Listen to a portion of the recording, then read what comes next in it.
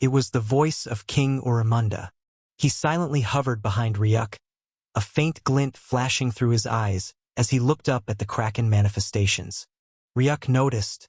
King Oromunda's form had transformed into a towering humanoid figure, 25 meters tall, wearing a crown of darkness interwoven with strands of crimson light. His eyes were crimson, the same as his hair, and his skin was made of the same gem-black color, except now with strands of crimson trailing around his exposed torso. His aura had changed, now becoming even more fitting for the king of abyssal krakens. "We were wrong," King Oromunda said as he slowly floated up the abyss. When he did, the thousands of abyssal krakens followed after him as they swam toward the spirit manifestations. When King Oromunda arrived above, the waters were filled. The ghost-like apparitions were closer, but all around the entire water were more of them, 7 different species of krakens, along with a total of 7 krakens wearing crowns. They had formed a mini-army. Shock and disbelief flashed in the eyes of them all as they stared at the form of King Oromunda. That was a form he had lost after destruction and chaos clouded his mind. Yet here he was again in that same form. The other krakens had also changed to their original selves. "We were wrong." King Oromunda's voice carried to the end of the last one among them, and in the next moment, they witnessed a scene never to be believed if it were narrated. King Oromunda's hands reached for the crown he wore atop his head, and in the next moment, he gripped hard. Pulling upward, crimson dark light bloomed through the world with power as the eyes of the other kings flashed. The crown should never have been taken off. It was an excruciating process, so agonizing it felt as though one's very soul was being torn in two. But King Oromunda pulled it off, and after he did, he got on one knee, his hands crossing diagonally as his upper torso bowed upon his knees. His action was mirrored by the thousands of krakens behind him. It was the bow of Kroken, the highest bow of apology a kraken could give. A bow that had long been forbidden for kings, as it required removing whatever lay upon their head and kneeling to the ground. An action deemed unfitting for a king, yet here it was. "We were wrong," King Oromunda repeated and bowed to the ghostly apparitions, which remained silently floating before him. But in the next moment, a change occurred. They all rippled with different lights, and tentacles reached outward toward King Oromunda. They came upon him, illuminating him in their glow, and continued to the thousands of kraken behind him. The tentacles of the manifestations reached as far as the last person, and silently, the glow continued as the manifestations began to disperse into motes of light. "They accepted his apology," a krakenoid woman wearing a crown whispered in disbelief. The formation that had been formed to build the walls protecting the kingdom from the abyssal krakens had gained its energy from the hate of the krakens that had fallen. A hate so strong that no abyssal kraken could ever wish to go through the wall without having their soul skewered to nothing. Yet, those same beings who had been nothing but hateful ghosts had accepted the apology for their murder. It was like the only piece necessary that attached them to this world had been broken, and in that moment they faded away. When the last of them vanished, King Oromunda remained bowing silently for a while before he rose back up. This time he turned to Ryuk. "From now on he said, but then paused as he turned to the thousands of his race. "No. We all, abyssal krakens, owe you our last breath," he said, and once more he fell onto a knee, but this time his stance was different. His body did not lie fully on his knee. Instead, his head bowed, a single hand crossing over his chest. It was a sign of surrender, and the same action was mirrored by the other krakens. The dead krakens may have accepted their apology, but the other krakens will not easily welcome him back. The system panel blinked before Ryuk, who exhaled slowly, looking at the other krakens. And truly, he could still see it, the doubt in their eyes as they looked at the abyssal krakens. If they remained here, they would most likely have to spend the remainder of their existence proving they had indeed become righteous. It would be a waste of life if that were to ever happen, and so, Ryuk made his choice. His hand reached out, and a finger of his came upon King Oromunda's forehead. Immediately, a pink rune appeared, sinking into the king's head, and the same occurred for Ryuk, who had the runic circle spiral within both his eyes. Congratulations. Host has successfully fused with an abyssal kraken. Rise, he whispered, and in the next moment, King Oromunda rose, the same for the abyssal krakens, and they surrounded Ryuk's figure. I will take responsibility for their existence from now on, he said to the other kings. A simple statement, before a portal of white bloomed beneath Ryuk's feet, reaching as far as the farthest of the abyssal krakens, and in the next moment, they all silently descended into the vortex. In the next moment, they were gone. It's over, King Oromunda whispered beneath his lips. The walls that had divided the kingdom had disappeared. The will of those defeated had been liberated, accepting the apology of King Oromunda and freeing themselves. And King Oromunda himself had dropped his pride and crown, admitting his wrongs, and followed after a new master. The silent tension of war that had always hung around the Krakenoid kingdom was visibly dispersing, and soon it was done. The kings looked silently at each other before each nodded. The greatest infighting ever recorded in the Kraken race was truly over.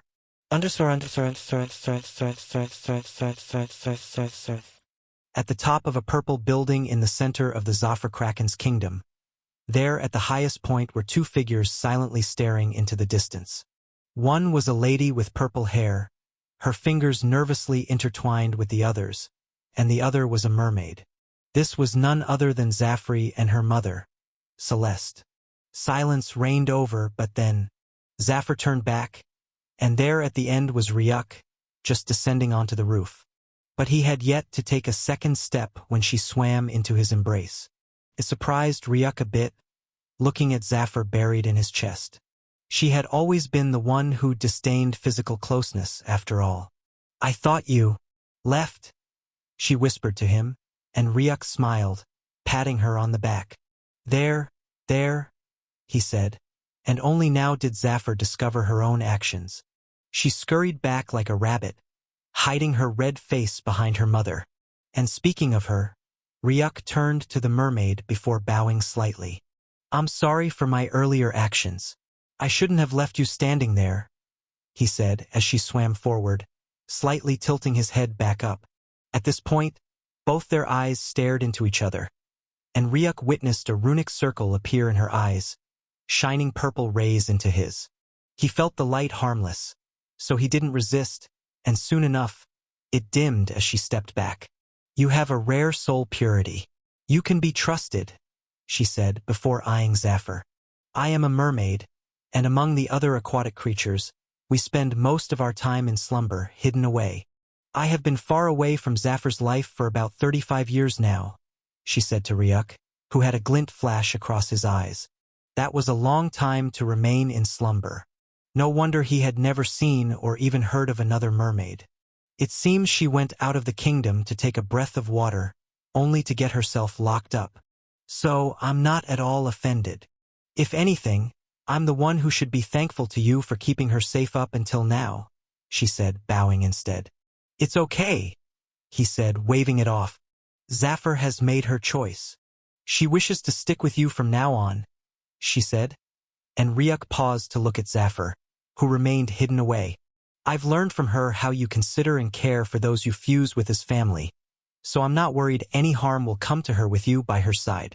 You have my will to leave with her, she said, reassuringly, but then Ryuk's gaze trailed behind her. And what of him? He said, and in the next moment, the water swirled, forming a spiral from within which stepped out a figure. King Oromunda.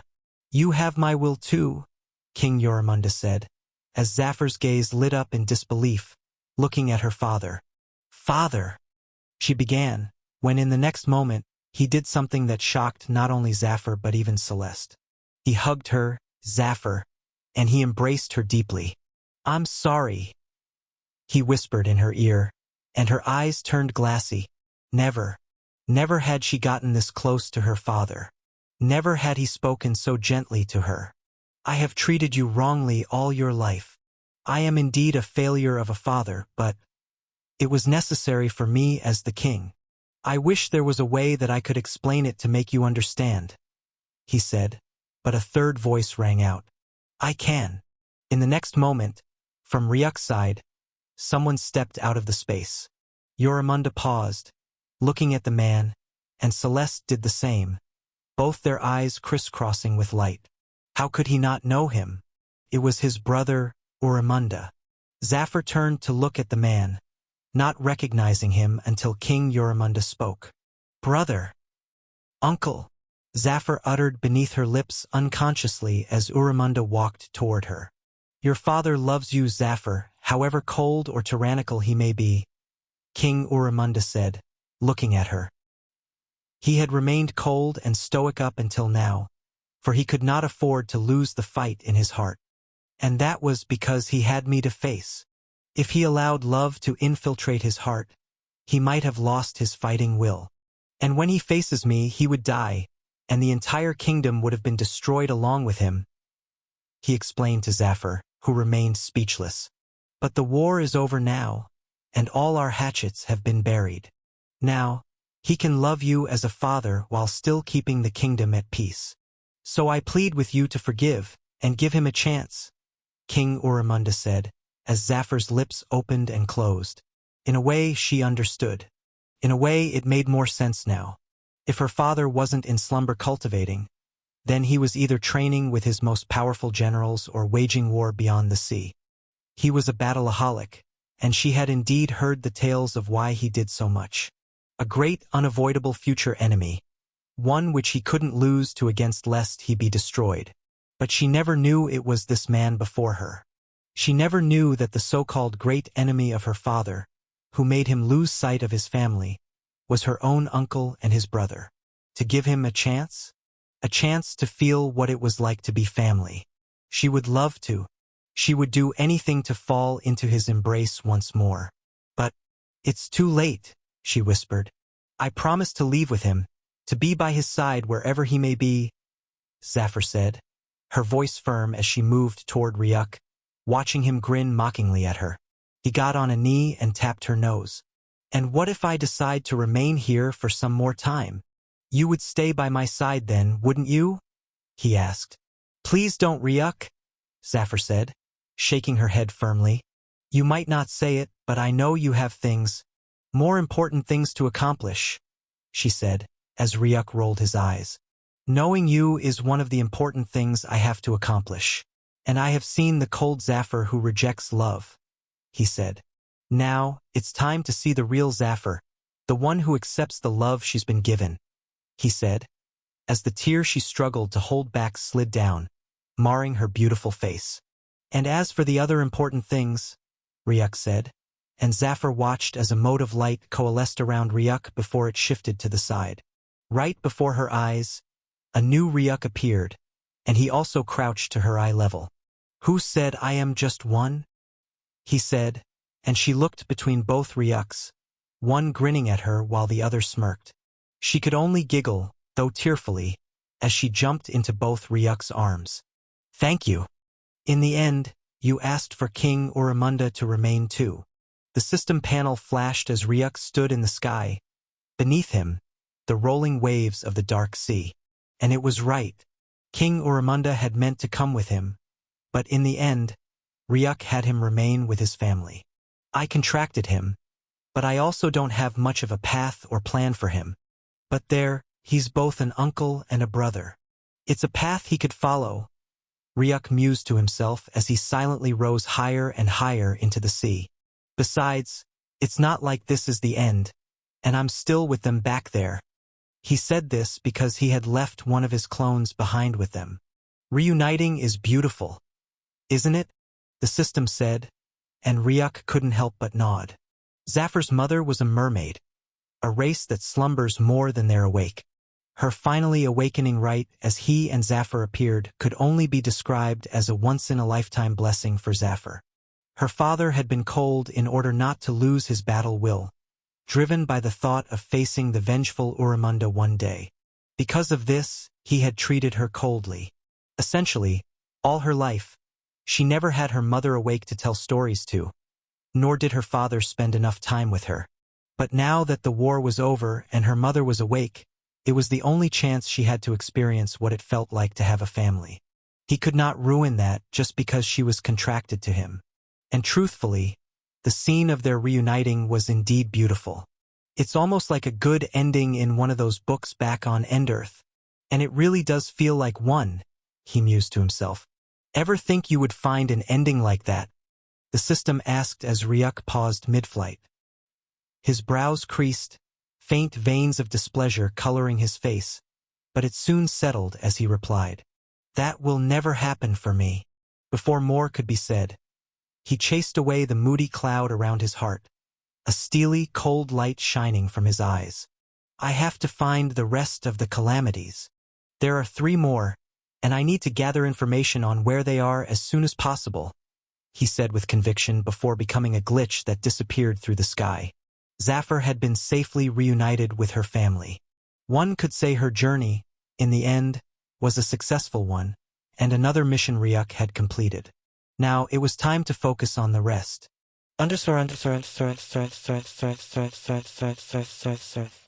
There were 2 ways to find the other calamities.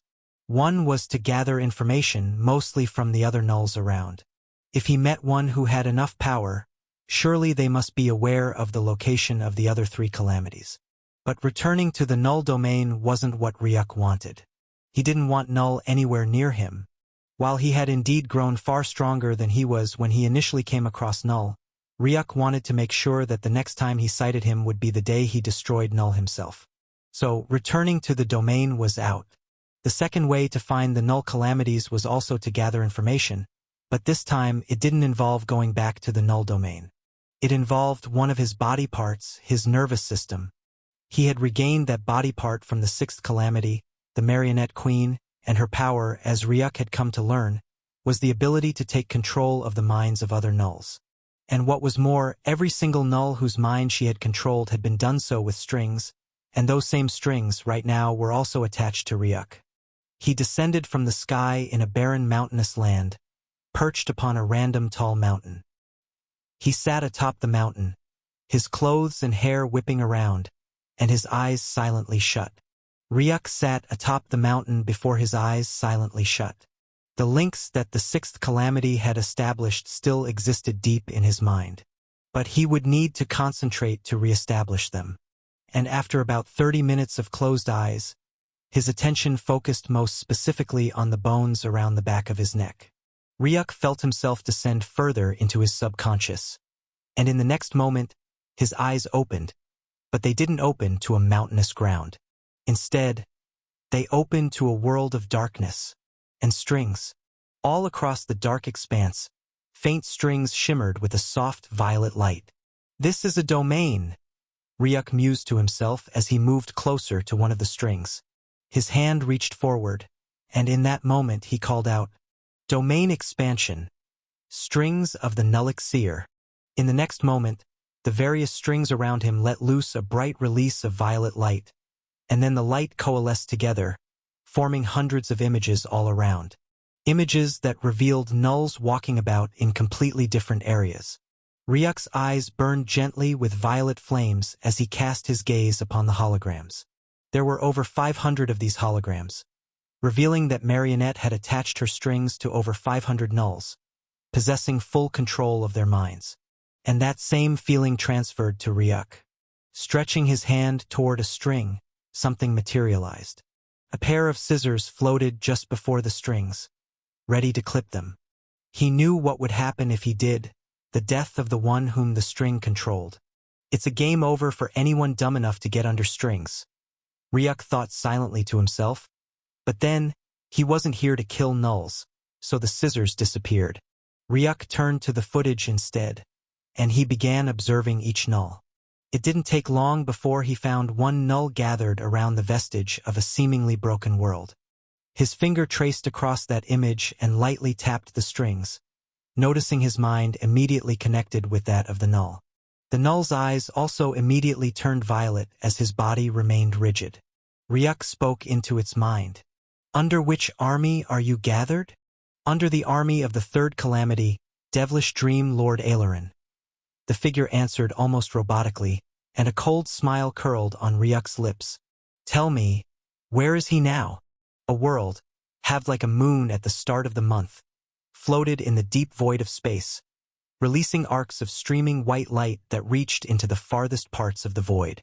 How bizarre! These were the first words that left Ryuk's lips as he came to stand a few kilometers away. In his range of vision, he could see this world, the world of Jion, where the third calamity and his army had just newly conquered. Yet looking at it, he could immediately tell that something didn't feel right at all.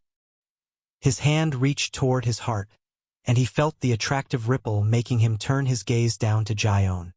His heart was beating with familiarity, which showed indeed there was another part of his body just within this world. If he's here, then I need to go to him, Ryuk determined, and in the next moment, he silently flew forward. When he pierced through the atmosphere of Jion, what he found made no sense.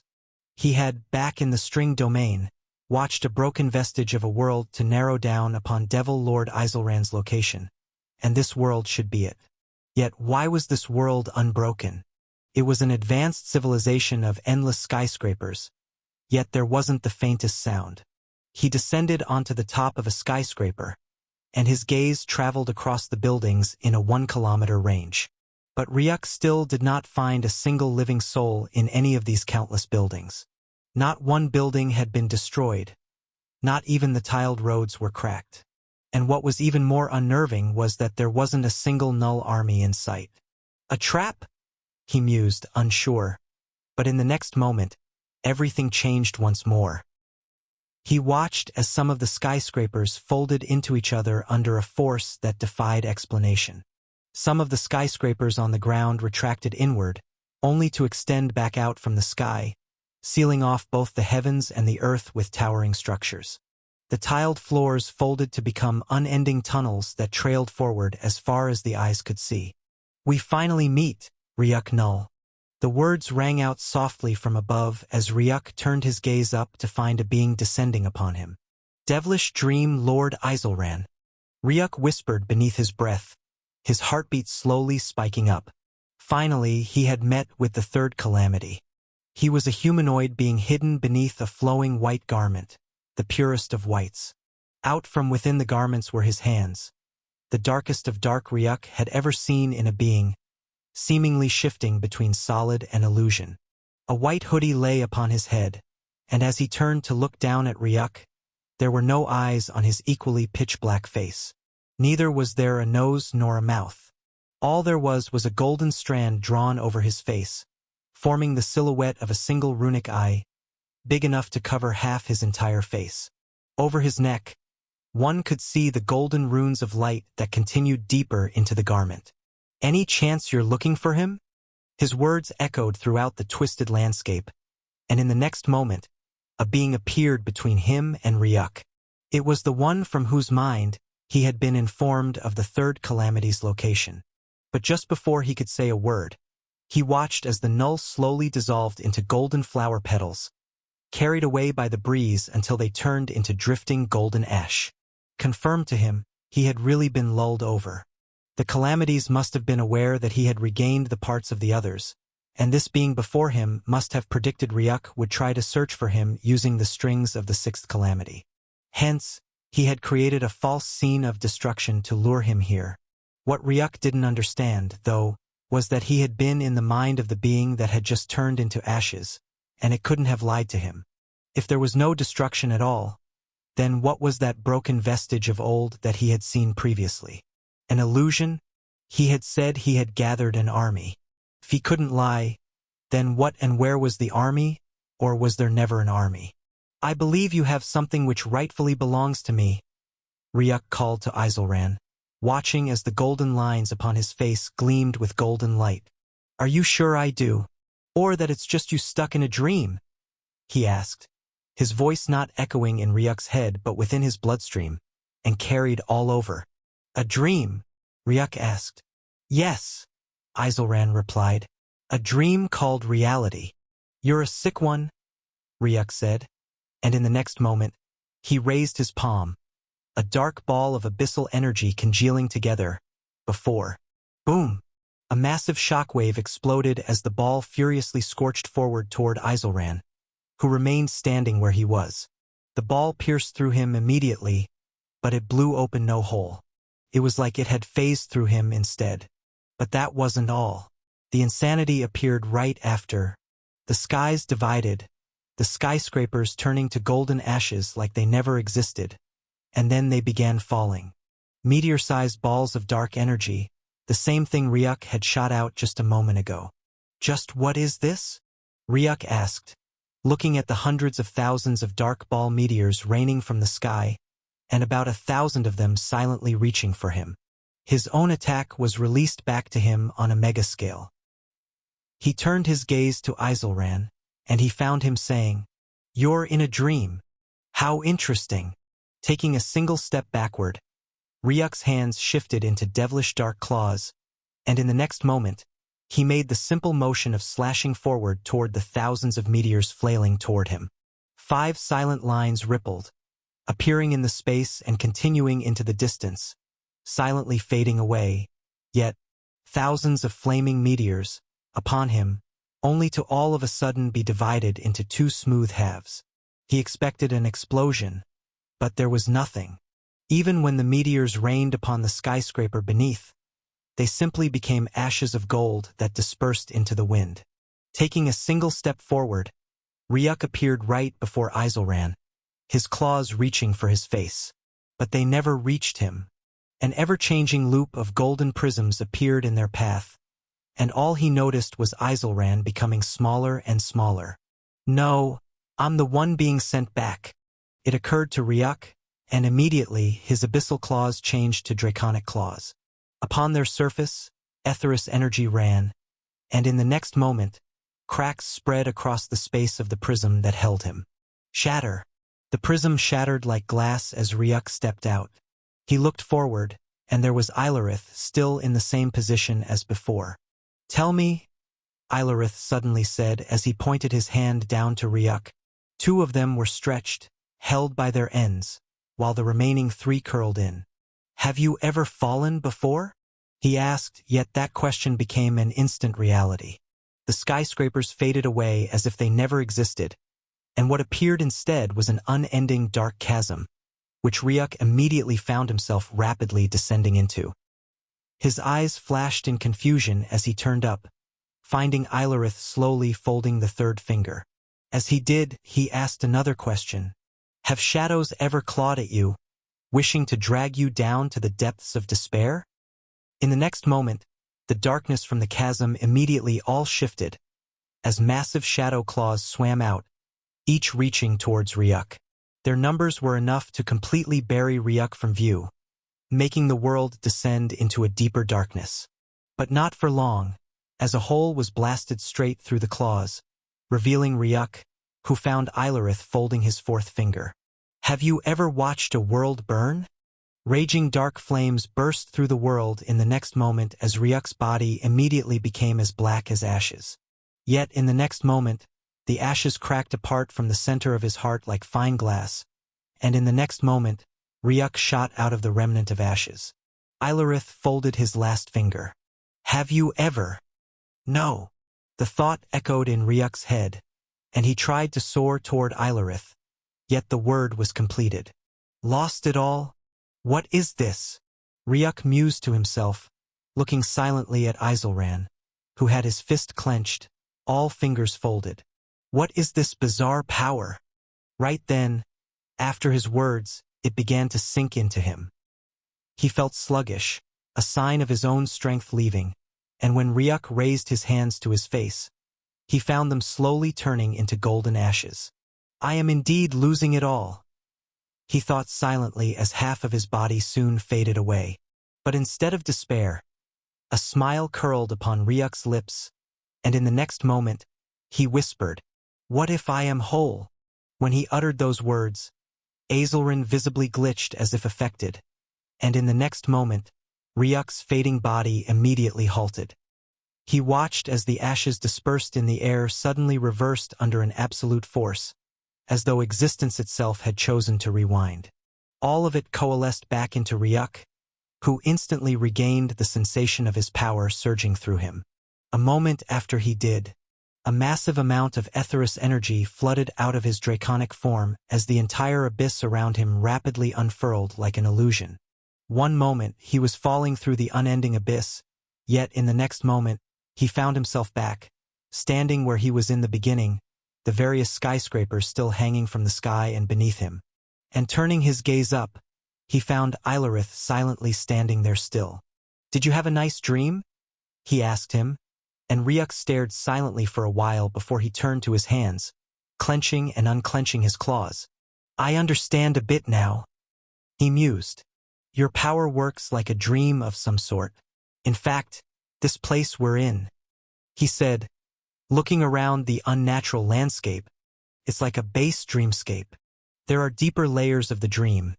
The deeper the layer, the more control you have over it, but also the more imaginative it is, and the lesser your control of it," Ryuk said. In another moment, his claw reached past his hand, and he cut open a mark before he whispered, "What if I never bled?" But even though he said that, the blood that dripped from his arm did not flow back into his arm, and his wound healed at the normal pace. "This base dreamscape of yours is the original and in a way the most real. You're indeed right. I am in a dream," Ryuk mused to himself. As much as it seemed confusing even to him, he understood how this power worked, and naturally the way to counter it. In a way, it's just like an illusion, unreal and imaginative. In the next moment, a blue flame silently began burning around Ryuk's scales.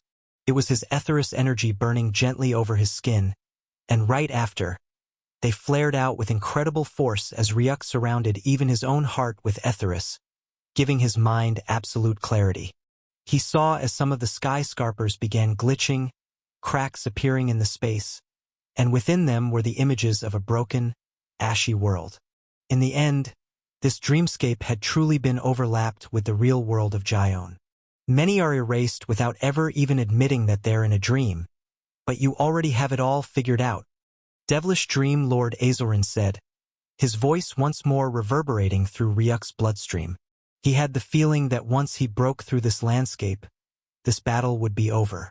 But Azelrin didn't just stand by and wait for him to break his dreamscape.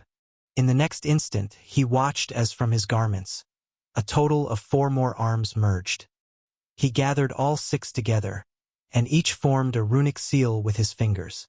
Dream expansion. Dream expansion. Dance of dream and reality. A silent golden ripple phased through the world, appearing before Ryuk before he could blink. It phased through him, continuing into the distance until it was all over the skyscraper world. Ryuk immediately noticed the cracks he had made on the dreamscape rapidly healing back as if it had just been massively boosted, negating all the unfurling he had been doing since the beginning.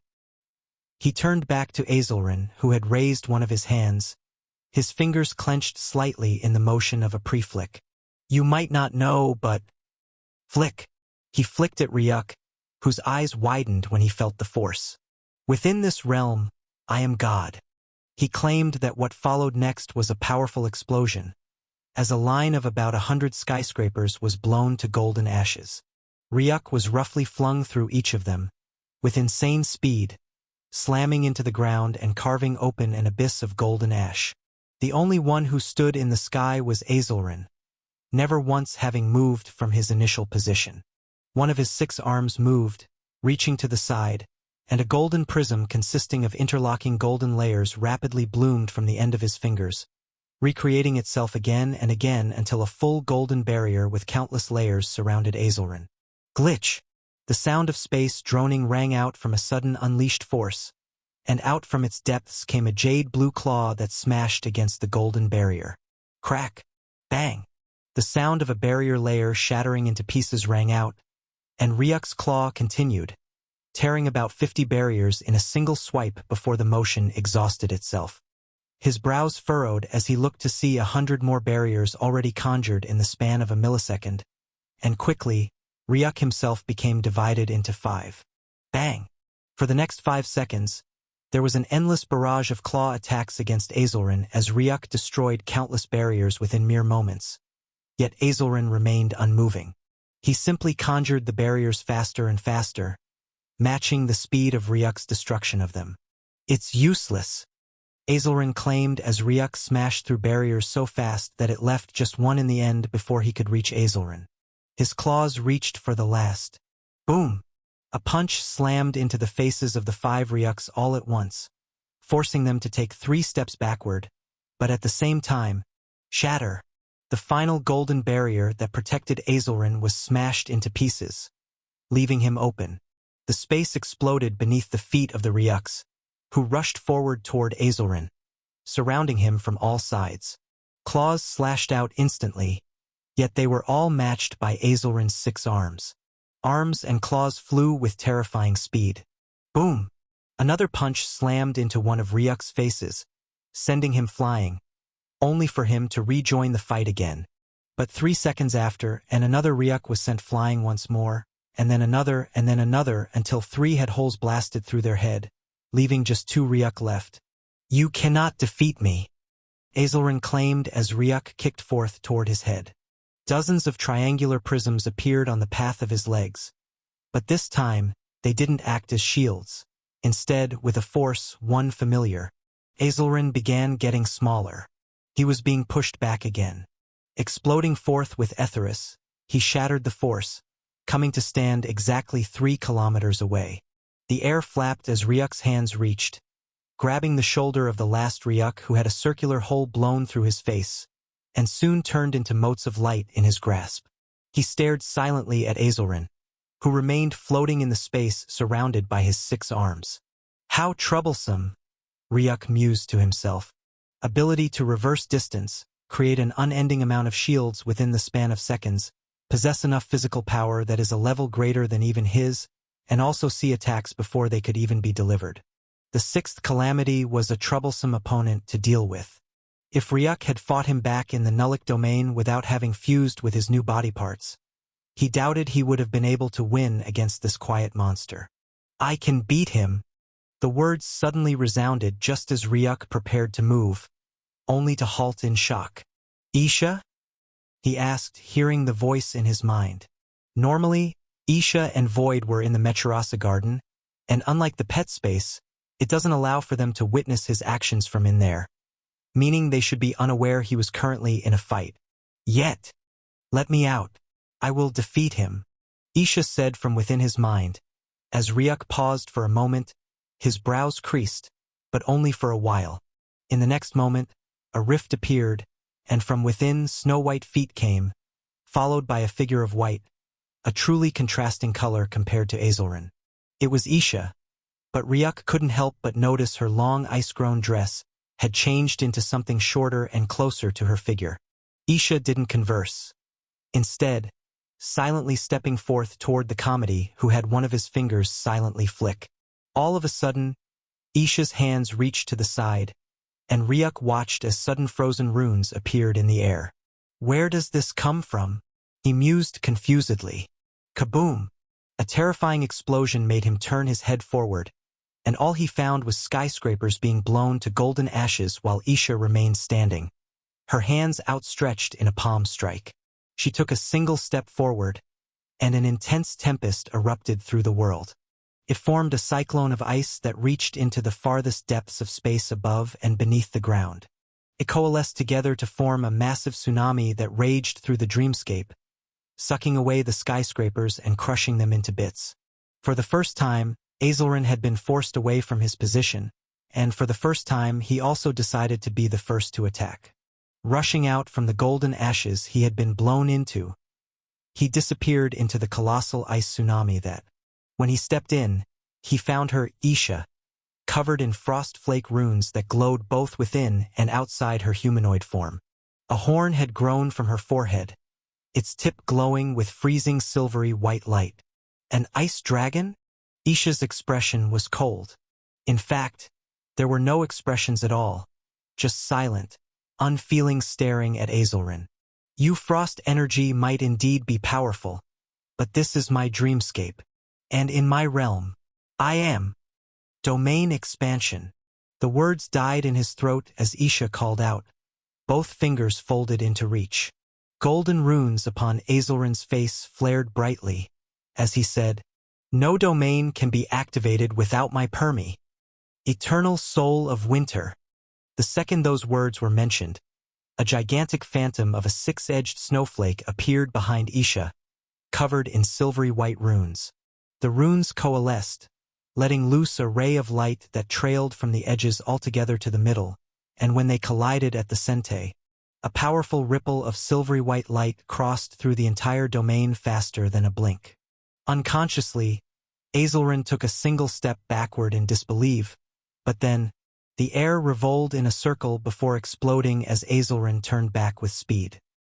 He found towering above him, 100-meter-tall forest golem, its massive palm slamming down onto Azelrin's head, blasting forth icicles of overlapping shockwave that crushed the ground beneath his feet. Immediately, Azelrin moved two of his hands, also slamming them up toward the golden outstretched palm. When they connected, the explosion was unnaturally silent and golden runes rapidly flowed from Azelrin's hands to the surface of the forest golem, soon covering its entire frame. Boom! The golem exploded into shards of snowflakes. A faint whistle and Azelrin rapidly turned back just to find Isha less than a meter away. He punched forward yet a centimeter away. Two fingers were raised, landing upon Azelrin's fist and stopping it dead in its tracks. Before he could even take back his fist, crack! A cracking sound resounded and Azelrin's eyes widened, watching as white ice rapidly crept up his arm. He backed off immediately, but the frost continued swallowing the arm up to his shoulder. With a slight clench of her hands, boom! Azelrin's frozen arm exploded into shards of ice. Their battle had not even lasted for a minute, yet one of his own arms had been destroyed. The sight of his shattered arm left him in disbelief as he turned his head forward. There she was again, less than a meter away, her white palm inching gently towards his face, appearing more of a gentle touch than a palm strike. The air shook from the force of Azelrin jerking his head to the side, dodging the touch. When it landed upon the space behind his head, the space itself was frozen into shards, which soon collapsed, forming a black hole that was also frozen into nothing and shattered apart, leaving a chasm of pitch black that was also frozen into nothing and shattered apart. And finally, there was nothing but a simple line of void in the end. Azelrin's hands slammed out from the side. Crack! When they landed on Isha's ribs, they made the sound of cracking as her body was hauled to the side, golden runes quickly spreading forth from Azelrin's connection and covering her entire body. A glint crossed Azelrin's runes, and less than a second later, boom! Isha exploded into force shards. Azelrin scoffed in mockery. Who would have expected the so-called powerful ice dragon, who for a moment went against the rules of his domain, not to be able to handle the limitation of his gold break runes? But wait! Azelrin noticed something abnormal. Even though the ice dragon had exploded, then, why was the tsunami tearing through his domain still spinning with no sigh of receding? This could only mean one thing. She's not dead yet. Immediately, he swerved behind him, punching forward, but there was nothing. Whistle. Above. Jerking his head up, all he found were the snow-white feet inches away from his face. Boom! The ground shook heavily as both of Isha's feet slammed onto Azelrin's head, blowing him into the ground, her hands raised up to maintain balance and crushing force. Before Azelrin could force his way up, he felt all of his body locked down as a terrifying force spread from the needle of she head, refreezing up his head and rapidly spreading across the rest of his body. When Ryuk finally flew into the tsunami, he was just in time to see Azelrin's frozen statue right beneath Isha, watching fine cracks quickly spread through. Isha jumped up slightly, clenching her fist. Kaboom! A massive explosion of ice raged through the world as Azelrin was blown into nothing but frostflakes quietly drifting away with the wind. You already defeated him? Ryuk mused, unable to believe his eyes. The Azelrin, even he had struggled against, had been defeated so quickly by her. How? He turned to her but noticed her expressionless gaze had drifted to the sky. Isha's raging tsunami had consumed the entire domain, wiping out every skyscraper, both in the sky and on the ground. That left just a gloomy dark sky. But Ryuk's spine tingled when he felt something rapidly being formed within those gloomy skies. Just a second after and he was proven right. From the depths of the gloominess, a massive face, sky-length, holding a circular golden rune appeared, brimming with fiery hate directed upon Isha. "Ice Dragon, you will pay!" The ear-deafening roar rang out through the domain. Ryuk's hair whipped wildly from the incredible shockwave, but then Isha slowly flew up to the sky, heading for the face, only to pause when a hand grabbed onto her wrist. Her cold eyes turned to Ryuk, and he found what he suspected. Isha had lost her emotions. There used to be a light gleam in her eyes whenever she saw him, but now there was nothing. Almost as if, "Let's fuse." He communicated with her telepathically, and for a moment, the cold in her eyes flickered. From the circular golden on Azelrin's gigantic face, golden aura gushed out, coalescing into massive moon-sized golden balls of energy which radially divided itself, orming about 100 more. He roared in anger as the balls charged forward toward Isha and Ryuk, who, in the next moment, magically stepped into each other, becoming one. Ryuk remained crouched after Isha disappeared into him, freezing ice leaving his nose and mouth, with half his face covered in frost.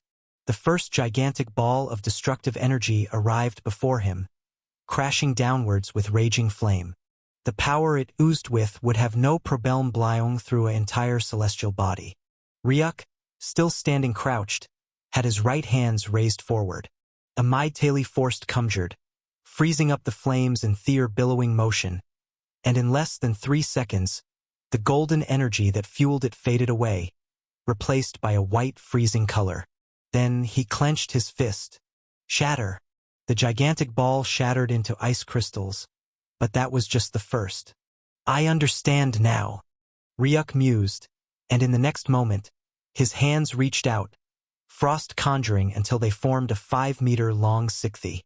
Raising his head, 2 rays of freezing white light illuminated the skies, and in the next moment, kaboom! The ground where Ryuk stood on sifted into golden ashes as he soared forward towards the approaching balls. A total of 7 slashes rang out through the domain, and when next he appeared, he was 3,000 meters in the air. Behind him, the various balls of energy traveled for about 500 meters, suddenly divided into 2 smooth halves, followed by an explosion of energy as they burst into snowflakes that rained upon the ground. Hovering in the air, he stared at Azelrin, and now he understood it all. Initially, he had been confused by many things. Why had those strange symbols only appeared after they were frozen? Why had Isha unleashed the tempest and tried to destroy all the skyscrapers in the domain? The answer lay in the domain itself. The base dreamscape was a domain of its own, and in it reality became mixed with dreams. Azelrin's own dreams. There were shards all over the entire domain, and even the skyscrapers themselves were shards of dreams. Azelrin's current power was a manifestation of his own dream of power, and even his previous 6-armed body was only a dream brought to reality. When Ryuk had stepped through the domain, he couldn't see the dream runes, and they had taken effect on him, essentially drawing him into the dream and having him fight against a figure who wasn't even real. He had been too engrossed in the battle to notice the abnormalities, but Isha, observing from the stands, discerned everything in an instant. The second she stepped out, the dream runes twisted around her to try to place her under their influence. But in response, she had frozen and shattered them apart, keeping her full reality. Without being affected by Azelrin's dream, anything from the dream had no power over her, and that was why she had easily crushed Azelrin, freezing him to death and shattering him apart just like the dream runes. Only after did Azelrin's true body show up, a body that has been fully integrated into the dreamscape. The battle he had been fighting wasn't a battle of fists. It was a battle of runic comprehension, the only thing Ryuk sucked at. The last time he comprehended elemental runes was back on Endearth when he had learned the first law of primordial frost, but ever since then, he had never focused on runes anymore and had grown his physical brute force instead. But Isha was different. With her evolution into an ice dragon, the time she spent in slumber was mostly unlocking the comprehension of the frost laws.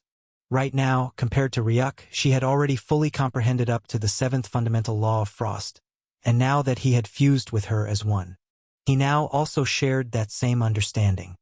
Seems like you have finally awoken. Azelrin's words echoed throughout the domain. But all he got as a reply was frost and nanoparticles rapidly coalescing together from Ryuk's shoulder, and quickly, a total of 6 more arms appeared, bringing the total arms to a complete 8. Frost and nanoparticles also conjured in the palms of each hand, and in the next moment, all 8 each held 7-meter-long scythes. I thought I was fighting a powerful being, yet all I was doing was getting played around in an empty dream. Ryuk whispered silently to himself, and in the next moment, he raised his gaze. Azelrin immediately noticed the dead look in his opponent's eyes as all reason and emotion left him. There was no seriousness, no anger, no focus. Just nothing. One of his arms raised the Sikthi, pointing it at Azelrin. I will end you with the next strike. Tsh, end me? Azelrin said with a scoff of mockery. The dreams were nothing. It's just a little power to get rid of annoying weaklings. Witness the true power of Azelrin. He roared out, and in the next moment, the golden rune drawn over Azelrin's face opened up, resulting in the descent of a gigantic runic prism that stretched for over 30 kilometers in radius. Boom! The air around Ryuk froze, only to shatter apart as he burst forth, frost trailing behind. Lightning dreamfall. Absolute divine erasure. Kaboom! The sound of destructive crackling lightning resounded as the surface of the golden prism rippled with insane abyssal energy power before pillars of golden dark energy burst out from each of them, instantly slamming down. So huge they were that Ryuk looked like an ant flashing forward towards a heavenly lightning pillar. But was he really just an ant? In response to the attack, Ryuk's 8 arms jerked back. 4 of his arms on the right became covered in a gemdark, ending in horrifying-looking pitch-black nullic claws, while the other 4 on the left were covered in scales of jade blue. 6 shards instantly slipped out of the void, surrounding his forehead like a crown as an explosive aura burst out of every fiber of his being. His aura multiplied insanely, each of the scythes he held, lighting up so bright it was like 8 new suns had descended upon the world, and in the next moment, all scythes were cleaved forward all at once, sending 8 scythe arcs through the sky. 1 pitch-black arc rippling with abyssal energy. 1 blue arc rippling with etherous energy. Another pitch-black arc, but with dots of purple rippling with nihil energy. A void-black arc rippling with void energy. A silvery white arc rippling with terrifying frost energy. A flaming white arc rippling with white flame sigil energy. An invariable changing colored arc rippling with ever-change sigil energy. An orange-colored arc rippling with undoing sigil energy. 8 scythe attacks, 8 different energies, and all of them merged in perfect synergy, forming one final unknown energy. I couldn't understand it. How could so much energy lie in one cleave, and how could such destructive energy combine into one? How could such power even be allowed to exist? This was never meant to be. Though overwhelmed, Azelrin's golden runes on his face lit up brilliantly as he forced out every last energy within him, conjuring shield prisms that rapidly bloomed and surrounded him within the span of a millisecond. When the scythe arc landed upon the shield, the entire sky was divided into 2, along with Azelrin's own massive face. The arc continued far, far into the distant void before an explosion occurred. One so bright it was like a supernova bursting through the void. When everything quelled, only a single figure remained hovering in the sky.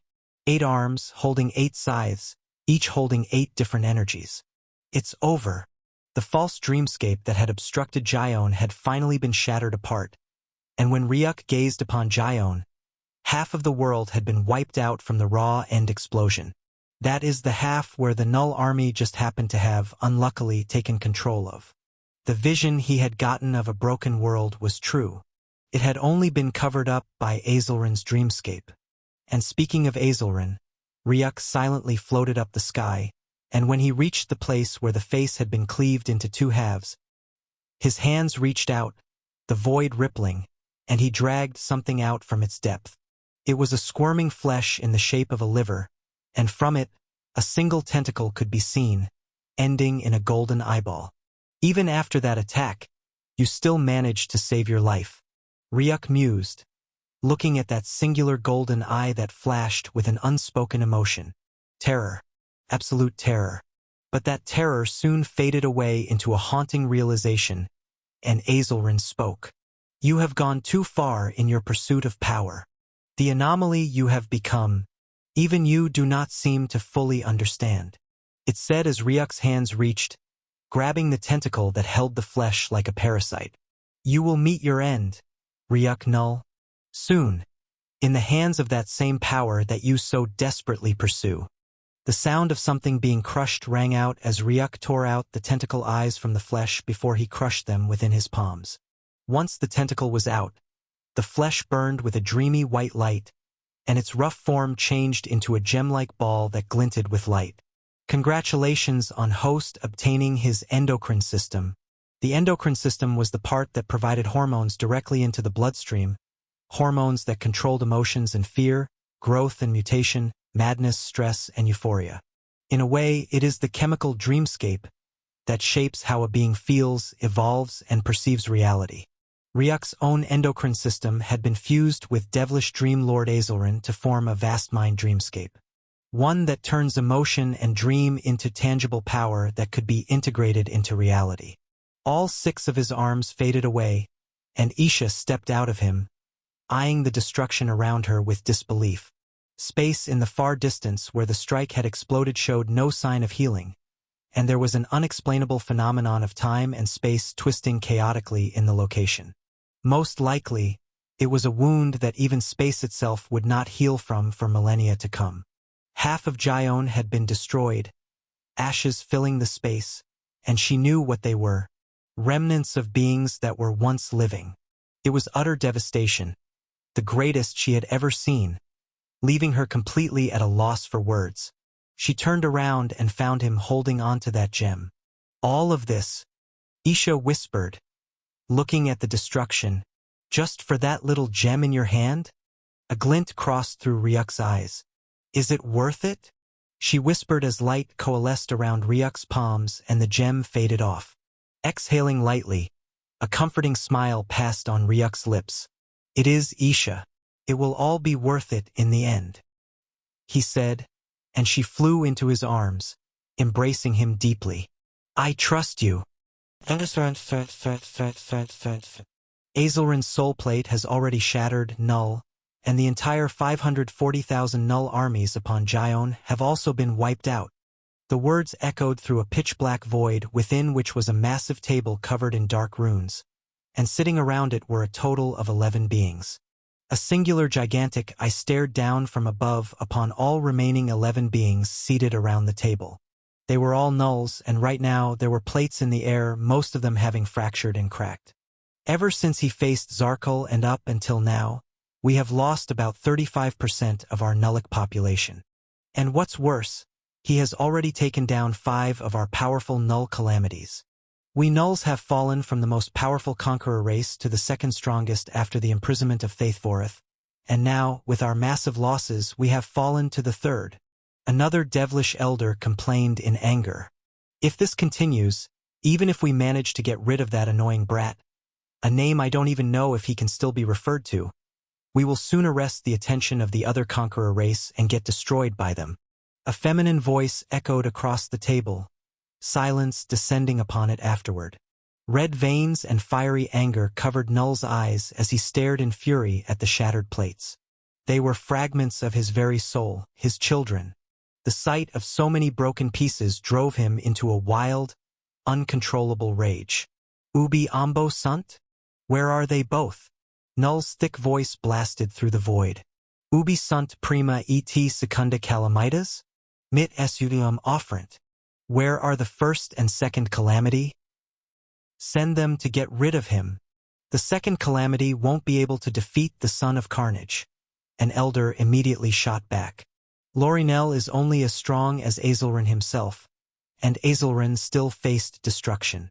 Have you forgotten, Null, that Ryuk is the son of carnage for a reason? Just like his father, who grew stronger with every carnage he unleashes, Ryuk grows stronger with every calamity he brings down to their knees. He has already obtained Azelrun's part and will likely fuse with it. If he faces Lorinel, he will find no problem bringing him down to his knees, too, and what's worse, he would grow insanely strong after fusing with Lorinel. The only one who has a chance against him is the First Calamity, but you do know what will happen once the Son of Carnage gains back his full soul, don't you? An elder said to Null as a haunting silence crept up in the room. They all knew. Number ad conventum me vocavisti, ut de impotentia tantum diseramus? Have you called me to a meeting just to dwell upon my helplessness? Null's silent growl echoed through the room. We have come to find a plan to evade our creeping extinction, an elder said. Quid ergo semiputridum concilium ex illa vetusta ment tua excogitavit pro inferis. Then what half-rotted excuse for a plan has your old Brian's cooked up? For hell's sake. Our old brain? A devilish elder shouted, unable to believe Null's choice of words, and he lost it. You, Null. You were the one who dragged us all into this mess. Your primordial brain has done nothing but drag us down ever since you became conceited with your foolish nullic beliefs. We were conquerors, Null, the elder said, clenching his claws in power. We were the most evil, the most powerful. That never changed even after Thaith Vorith fell for that woman. That never changed even after Ryuk was given birth to. Thaith Vorgoth still listened to you. He was still your beloved puppet. But your arrogance, your inability to stand the dragons being on equal footing with us Nulls, that is what brought us to all this. And now you claim we're the old brains? He shouted, infuriated. Vi vobis omnibus. Woe upon you all. Tam insanum factum esse propter existentium pueri minus quam seculum nati. Dico, vi vobis omnibus. To have grown so frantic due to the existence of a brat less than a century old. I say, woe upon you all. Null cursed at them. Quid accidit illi quod vos omnes dignos fecit udihic omninos et eritus. What has happened to that which made you all worthy of even sitting here at all? You still keep calling him a brat? An elder said. You called him the same when Bob had escaped with him. We could have hunted both of them down and put an end to them. But you said he was just a brat, ignoring him. When he killed Zarkul, you called him a brat still, saying Zarkul was the weakest of the Null calamities, one unworthy. Now, he has gotten rid of Marionette, Azragoth, Achilles, and Isilran, and still you call him a brat. Tell me, Null, is it when he takes your head off before you realize he has grown more than the little brat in your heart? An elder asked Null, who silently growled. Ignoring the question, he asked, what are your ideas? We concede. Quid? What? A powerful roar of disbelief boomed through the entire void, shaking it with power. Quid dixisti modo? What did you just say? I said, we concede. The female ancient devil said calmly. According to what we have noticed by now, the Son of Carnage isn't really in a war against all that is Null. The last time he appeared in the domain, he had the choice of destroying the other Nulls and laying waste to cities. But instead, he remained perched upon the mountain, only starting to attack after Azragoth was sent.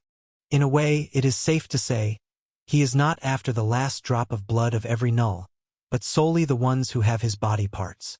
If he is given what belongs to him, then we Nulls would most likely be free from his calamity. Ridiculum!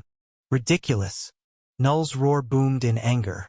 Nos rogatus ut nostros ipsos sacrificemus ut nos servimus. You're asking us to sacrifice our own to save ourselves. It's a suggestion, Null. We lose 2 souls, or we lose hundreds of thousands in a full-blown war against him. Any being with reason will find which is the safest. And there are ways to get back the body parts that are inside both the second and first calamity while still keeping both alive. Id numquam fiat. That will never happen, Null said, and his words were filled with absolute conviction. Sicas alias concilium habet loquator. If anyone has any other idea, let him speak. Request help from the Nadars. An ancient elder called out. Auxilium a Nadaris patir? Tish. Quid illi ignavi face repossent. Help from the Nadars? TCH. What can those cowards even do? Null replied with a mocking scoff. Ask her, the Queen of Nadar, to take control of Faith Vorgotha's mind and use him to destroy Ryuk. He will be erased in a blink, the elder said, and Null paused in silence. Even though Ryuk was indeed turning into an annoying brat, he knew the capabilities of his old puppet. If unleashed, nothing could stop him, and even Ryuk would succumb to his power. To use the father to destroy the son. Oh, how tempting was that idea. Nunc. Id quod voco concilium est. Now that is what I call an idea. Hee hee. Null cackled evilly, but then paused when a sigh echoed through the room. Now I see.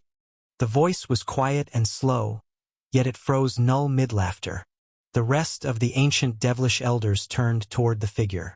It was a figure completely covered in a shadowy cloak, while his old black hands, thin as bone, grasped a staff imbued with a purple runic core, gently burning with light. Ancient Devil Satano, Null called, his words heavy with respect, as absolute silence crawled through the room. We cannot concede to him, Eurymeda, the elder said as the feminine elder who had proposed conceding faintly raised her brows. We have decided to make an enemy of him since time began. We have taken away everything from him and condemned him to death from birth. We have ruined his life. Even if we gave him back what belongs to him and conceded, he would be stupid to accept the apology and let things lie, not when he is now full both in body and soul and possesses more power than ever. Even if he doesn't destroy the other innocent nulls, we, who are fully responsible for that decision back then, will all be destroyed by him. As much as it seems we're only sacrificing 2 souls to save 1,000,000, we'll be sacrificing ourselves first, and the remaining billions of Nullic souls would be at his mercy. So, conceding is out of the question at this point. He explained, and now Elder Eurymeda had no words to argue. Truth was, each of them had been responsible for the war in the past. Most especially, they had all approved the decision for Ryuk to be divided. Even if they apologized and returned what was his, it was simply too late. No apology would work this time, and power was a spirit that corrupts. If he regained full power in both body and soul, who could say for 100% sure that he wouldn't decide to wipe the entirety of the Nullic population out of existence, just because he could? Conceding was indeed no longer a choice. Tum non diceras Thaith Vorgoth in eum ad hibera summum concilium esse? Satano sanx antiquus? Then, wouldn't you say using Thaith Vorgoth against him is the greatest idea, ancient elder Satano? Null asked with a brilliant grin. That idea is dumber than trying to fill a basket with water. Elder Eurymeda replied as Null's eyes dimmed. Take control of Faith Vorgotha's mind? Right now, though in slumber, Faith Vorgotha's mind must be rippling with fiery rage towards all of us nulls. The Queen of Nadar's mind manipulation is indeed beyond the understanding of this world, especially with her past relationship with Faith Vorgoth. But allowing her control over his mind gives us 2 ends, he said as the hall quieted down to listen. The first is the Queen of Nadar herself. While she had a good relationship with our Null race, her loyalty lies in the hands of the Garama evil race, our rivals since time past, who have now managed to surpass us after Faith Vorgotha's imprisonment. There is a high chance she might backstab us for the Garama race and use Faith Vorgoth to destroy us nulls instead. After all, the Garama race is rumored to possess an ancient mind art that would be enough to push the Nadar Queen to the god level. Destroying us nulls in exchange for that art is a good deal, wouldn't you all agree? He asked, and full silence descended. That was indeed the best deal in the world. The second thing that could happen is her failing to get Faith Vorgoth under her control. Can his rage really be kept down after all these years of silence in the dark? Who knows what twisted horror his mind has become? If Faith Vorgoth loses control, forget Ryuk. In his rage, he will destroy the entire Null domain and chase down the last breathing Null to the gates of hell. He might even go out to every single soul that has heard of our name and kill them, just to erase the memory of us nulls from existence. You seem to have forgotten the type of monster you bred, Null, Elder Serrano said, tilting his head up slightly at Null, who silently growled but didn't say anything. What was said was true. Ryuk destroying the entire race was a hypothesis that was most likely not going to happen. He had not reached that level of darkness. But Faith Vorgith, how many races had he wiped out of existence on his Null command? He was literally born to annihilate worlds and civilizations. His woman, whom he loved with all his being, had been taken away from him. His child was ripped apart limb by limb, and he himself had been betrayed and imprisoned by the very people he once protected and served. Years in imprisonment must have twisted his rage beyond any being in the universe. If he lost control, they wouldn't be able to rein him in. It was too risky. Too risky. Quid igitur suggeries. Then what do you suggest? Null asked. Ryuk is indeed powerful. In fact, it is beyond amazing how far he has come, the elder praised. Not to say he is also smart. Faith Vorgith was fooled, and he was exposed. Love destroyed him, for it made him conscious of destruction. He worried that his destructive nature would be responsible for bringing an end to his own family, like how many worlds and lives it had brought an end to. And for that reason, he got captured. But look at Ryuk. He cannot be threatened by using a loved one, or having a loved one betray him. None of us even know who he loves, nor any group he is affiliated with. He walks alone, fights alone, destroys alone, with the only thing to talk to him being himself. This is his greatest power, his freedom. But that is also his undoing. He has no affiliation with any power, meaning if he dies tomorrow, that's it. Potential like that, one always worries about their background more than them, but in Ryuk's case, that is never a concern. What makes most geniuses feared does not apply to him, the elder noted. If he fuses with more body parts, he grows stronger. To cripple him or keep him at his current level of strength, one thing has to be done. Have him not obtain any more calamities to fuse with, he said, and light gleamed in the eyes of the elders, including Null. So you suggest we call back the first and second calamities? That will be the first step to crippling him, Elder Sedano replied. Send a request as soon as possible for the first and second calamities to return to the Nullic domain. Ryuk has faced you before, Null, and he has realized his own weakness. He won't want a second battle unless he's confident of his win. So his plan is clear. To challenge each Null, destroy them, and once he's whole again, he'll come for you. If you bring back the first and second Null, he will have no choice but to come back to the Null domain to fight, and naturally, the three of you working together will bring him down to his knees, the elder said. Preclarum. Brilliant. But there's still a chance of things going wrong. Either he finds one of the calamities before they return and destroys them, obtaining their strength, or he faces all three of you and still manages to pull off a win. Elder Sedano continued. I'm not saying you're weak, Null, the elder said as Null, who was about to explode in fury, held down for a second longer. I'm saying what should be done in the case of extremities. Something we must now have considered, since he has broken apart every single one of our extremes up until now. He added, and Null growled silently. That was something he couldn't argue against. So I suggest, once he finds the second and first Null and manages to defeat them, becoming whole, or faces you and the latest together until he manages to defeat you three. Then we must have one more extra card to destroy him, just in case that happens, the elder said as the rest of the elders frowned deeply. Apart from Null and the calamities, who else could serve as a backup plan strong enough to win against that? Nothing came to their minds. Except one thing. Wait, you cannot be saying. An elder began, pausing. Elder Sedano completed. Summon back the Hurricane Null Tamar. Don't you think that's a bit of an overkill, Elder Sedano? Some of the elders said, unable to believe their ears. Besides, Tamar is no longer affiliated with us. Asking her to come will require its price, and she doesn't come cheap. Perhaps we should reconsider. But one person grinned instead. It was Null. Perfectum. Simpliciter perfectum. Petitionum ad omnes tres mittum. Perfect. Simply perfect.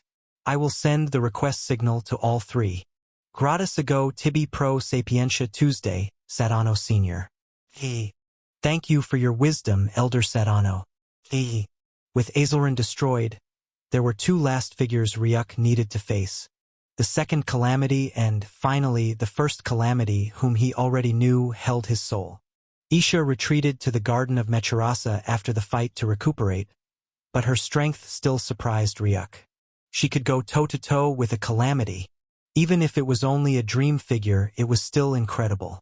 Right now, as an ice dragon, Isha was on the Nihil level, the highest cultivation level even Ryuk himself knew. Even though he loved to face his battles himself, seeing her that strong was something that made him proud in his heart. But now, there was a certain bastard who had chosen to leave the garden, and that was none other than Void. Tell me, Ryuk, how are you doing now? I see you've changed a lot, Void said, and Ryuk watched as the cat crawled away from his shoulders, quickly going down. He paused right on Ryuk's thigh only to shout, "Oh nice, you got your dinky back," Void said, flinging a claw out and slamming into Ryuk's crotch. What the? Space was blown apart as Ryuk kicked, but it didn't meet Void at all, who instantly puffed into a cloud of smoke and reappeared a few inches away from Ryuk. What, you're not only lecherous but even gay now? Ryuk asked, dumbfounded, only to watch Void's face draw together in irritation. You, gay? Come on. I was just proud to finally see my boy become a man. What's wrong with that? He asked, puffing once more and landing on his shoulder. Ryuk rolled his eyes, letting it go. So, now that you got that, I trust you must already be having some, doings. He said as Ryuk rolled his eyes. Not now, Void. Folding his arms together, he called, Domain expansion. Strings of the Nullixir. The void around turned even darker, only to be illuminated by strings of violet. Oh cool. Void called out, puffing away and appearing before them. A second after, and holographs began phasing out the strings, projecting figures into the space. Strings, figures, don't tell me these nulls are tied to you one way or the other. Void asked, his claw reaching toward a string and tapping on it. The second he did, the figure in the holograph, a female null, turned rigid, and her eyes shone violet as if expecting an order. Oh, this ain't bad. Come on, null. Roll that booty for me. Void ordered, but nothing happened. They only listen to me, pervert. Ryuk replied, tapping the string and returning the null's control of itself. I'm trying to find a clue to two calamities, Ryuk said, going through each holograph. Oh, which calamity is that? Wait, I remember now, back on Endearth you got a problem with that seventh calamity dude, Zarkul, right?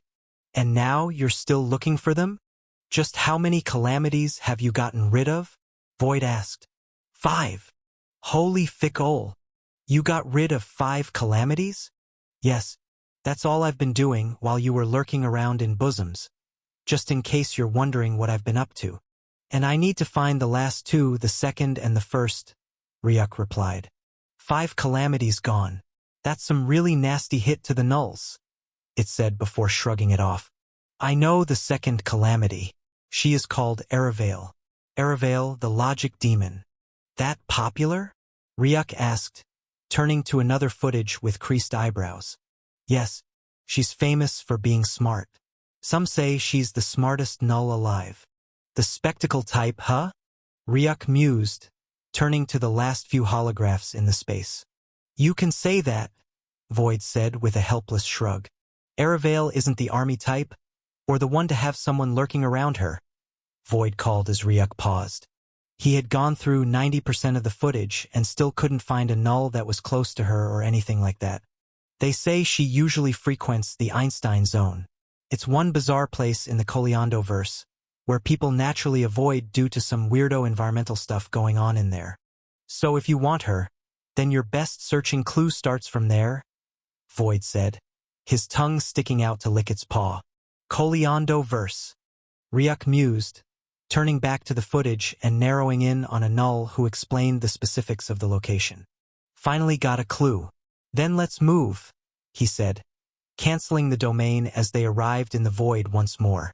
Void puffed once and reappeared on his shoulder, and Ryuk silently glitched through the void. Anyway, what's your deal with her? Void asked, turning to Ryuk, whose eyes glinted. Her being smart might have something to do with what she stole from me. I want it back. Fair enough. What could be defined as the peak of irregularity? The upper realm had an answer, the Koleondo verse. It was an endless, fragmented void where black holes overlap like bubbles in a sea of collapsing timelines. Space folds into itself infinitely, with time itself flickering between the past, present, and future. From afar, it resembled a colossal spiral of fractured dimensions, every shard gleaming with the laws of a different reality, endlessly consuming one another in a loop without end. Within it, even existence had lost its sense of self. And before it all, there stood a being impossible to ignore. A feminine figure clothed in a robe whose surface glimmered with ever-changing numbers and runes. With silver skin, silver hair, and silver eyes, she was the embodiment of silver itself. Towering 3 meters tall, she looked upon the Koleondo verse, its ever-changing existence reflected in her gaze. Silence settled, almost creeping, but it was broken. Space was torn as 2 clawed hands grabbed onto the tear of space and pulled, and out came him, Ryuk, with the dark-furred void on his shoulder. He turned his gaze forward, his eye landing on the irregularity that made his eyebrows crease before he turned to the one standing before the irregularity, and a glint crossed through his familiarity. She was familiar. Erivel, the logic demon, Ryuk whispered, and in the next moment, she slightly tilted her head, one of her silver eyes staring at him. Son of Carnage. The sight of the being before him made Ryuk pause in his tracks. She did not look anything like a null, but he knew better. That feeling of familiarity from her, a body part of his calling to him from her. It was clear she was one of the calamities. So you're the one I was asked to run from? The woman asked, a smile on her lips. As much as Ryuk wanted to throw a fist, he paused. He did not get a battle threat from this woman, unlike the others. Instead, she reminded him of the 6th calamity, Marionette, who never fought him. Come closer, she said, ushering her hands to her side, and Ryuk calmly hovered forward. In a way, Erivel said, turning to the chaotic zone of reality before her. I have never been excited or afraid by things which I understand, she began, her words ringing clearly through the void. Null is slowly panicking. He thinks you're a crisis that should be temporarily evaded and ultimately destroyed. I cannot feel that panic, because the logic behind your actions is so clear. If anyone else were in your shoes, they would have done the same thing, though I presume many would have backed off and let it go, based on the fact they're fighting against us. Nulls, she said. But under the condition that they had enough power and drive, most would. It's perfectly logical. Do you think it's logical? Ryuk quietly asked as she turned to him. What is? To have an infant ripped apart limb by limb and each limb bestowed upon a certain group in a race. Is it logical?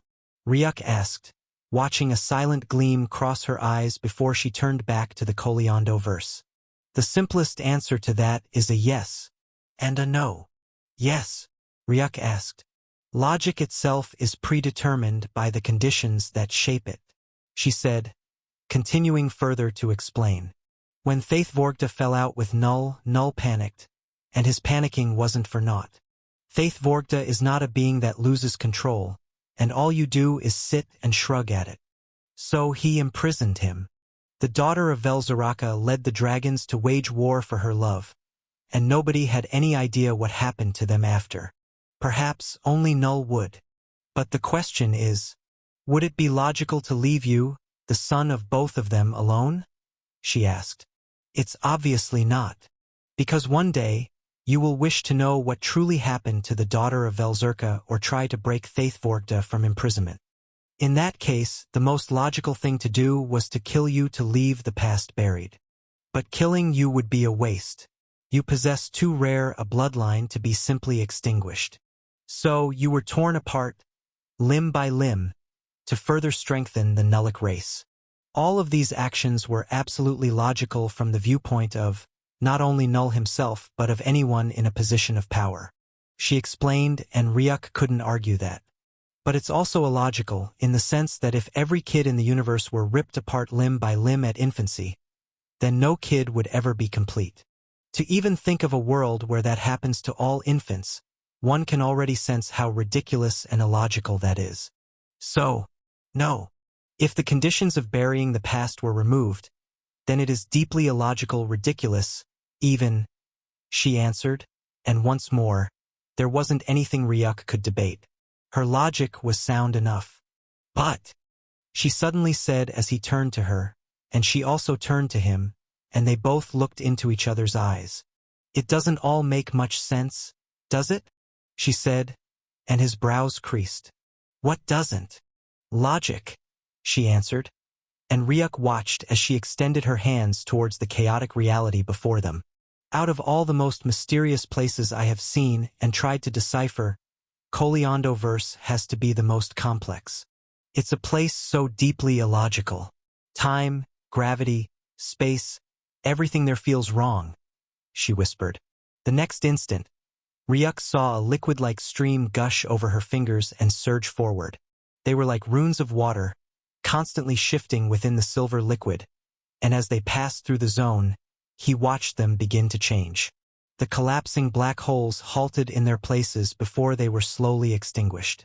The irregular time with its undefined timeline was retracted, being forced back to normal. A minute. All it took was a minute, and the chaotic reality was no more. Instead, it was a simple black void just like the one they both were in.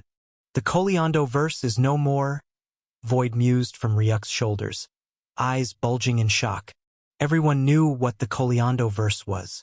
It was a popular place where reality was at its messiest, yet it had just been healed right before him.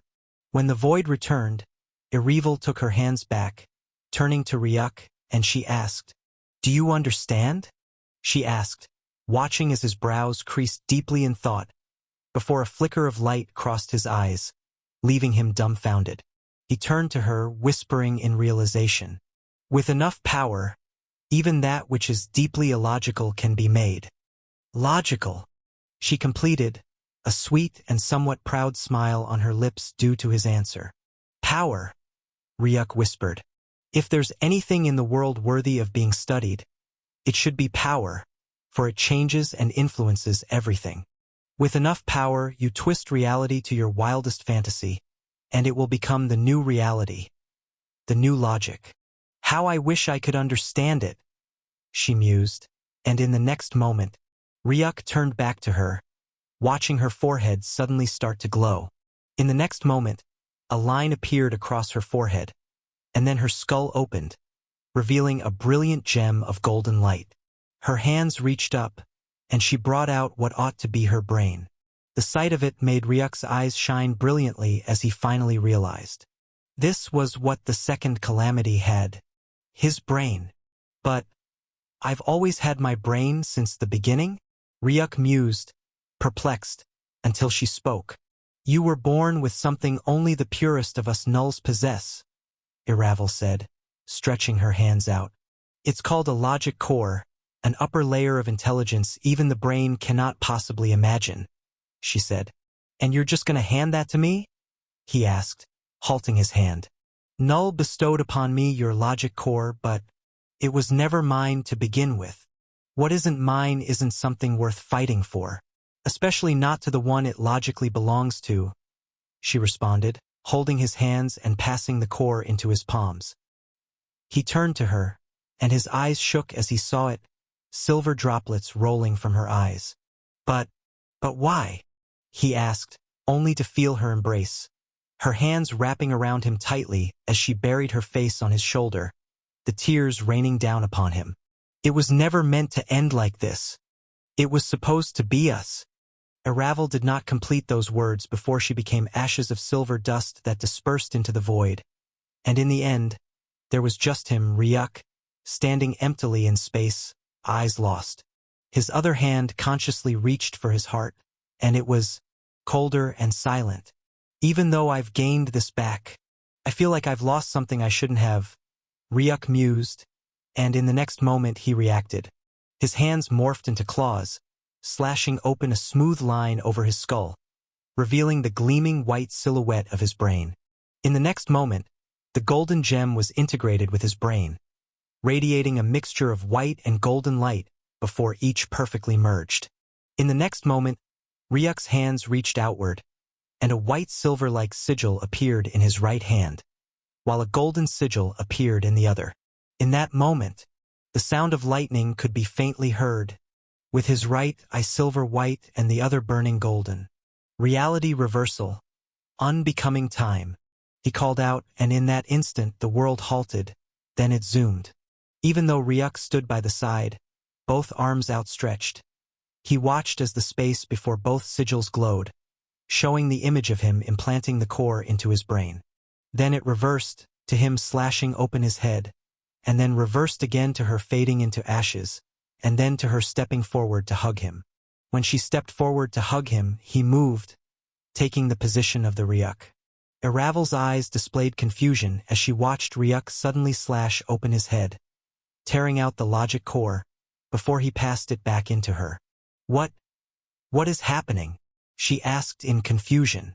She had remembered passing Ryuk the logic core, but it was still in his hands. He had never fused with it, and in that moment, she turned behind Ryuk only to find an image of the same Ryuk with both hands outstretched, fading into the void. What did you do? Aravel asked, turning to Ryuk, whose eyes were flaring with both white and gold, only to fade in the next moment as they took a holy purple hue. His purple eyes stared into her silver eyes for a moment before he raised his head. That lightning was getting closer. I broke something I shouldn't have, Ryuk murmured, and in the next moment, he grabbed her hands as a rift appeared.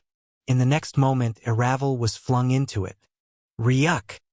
She called out from the rift, reaching her hand out toward him, but her eyes widened in the next moment when she witnessed it.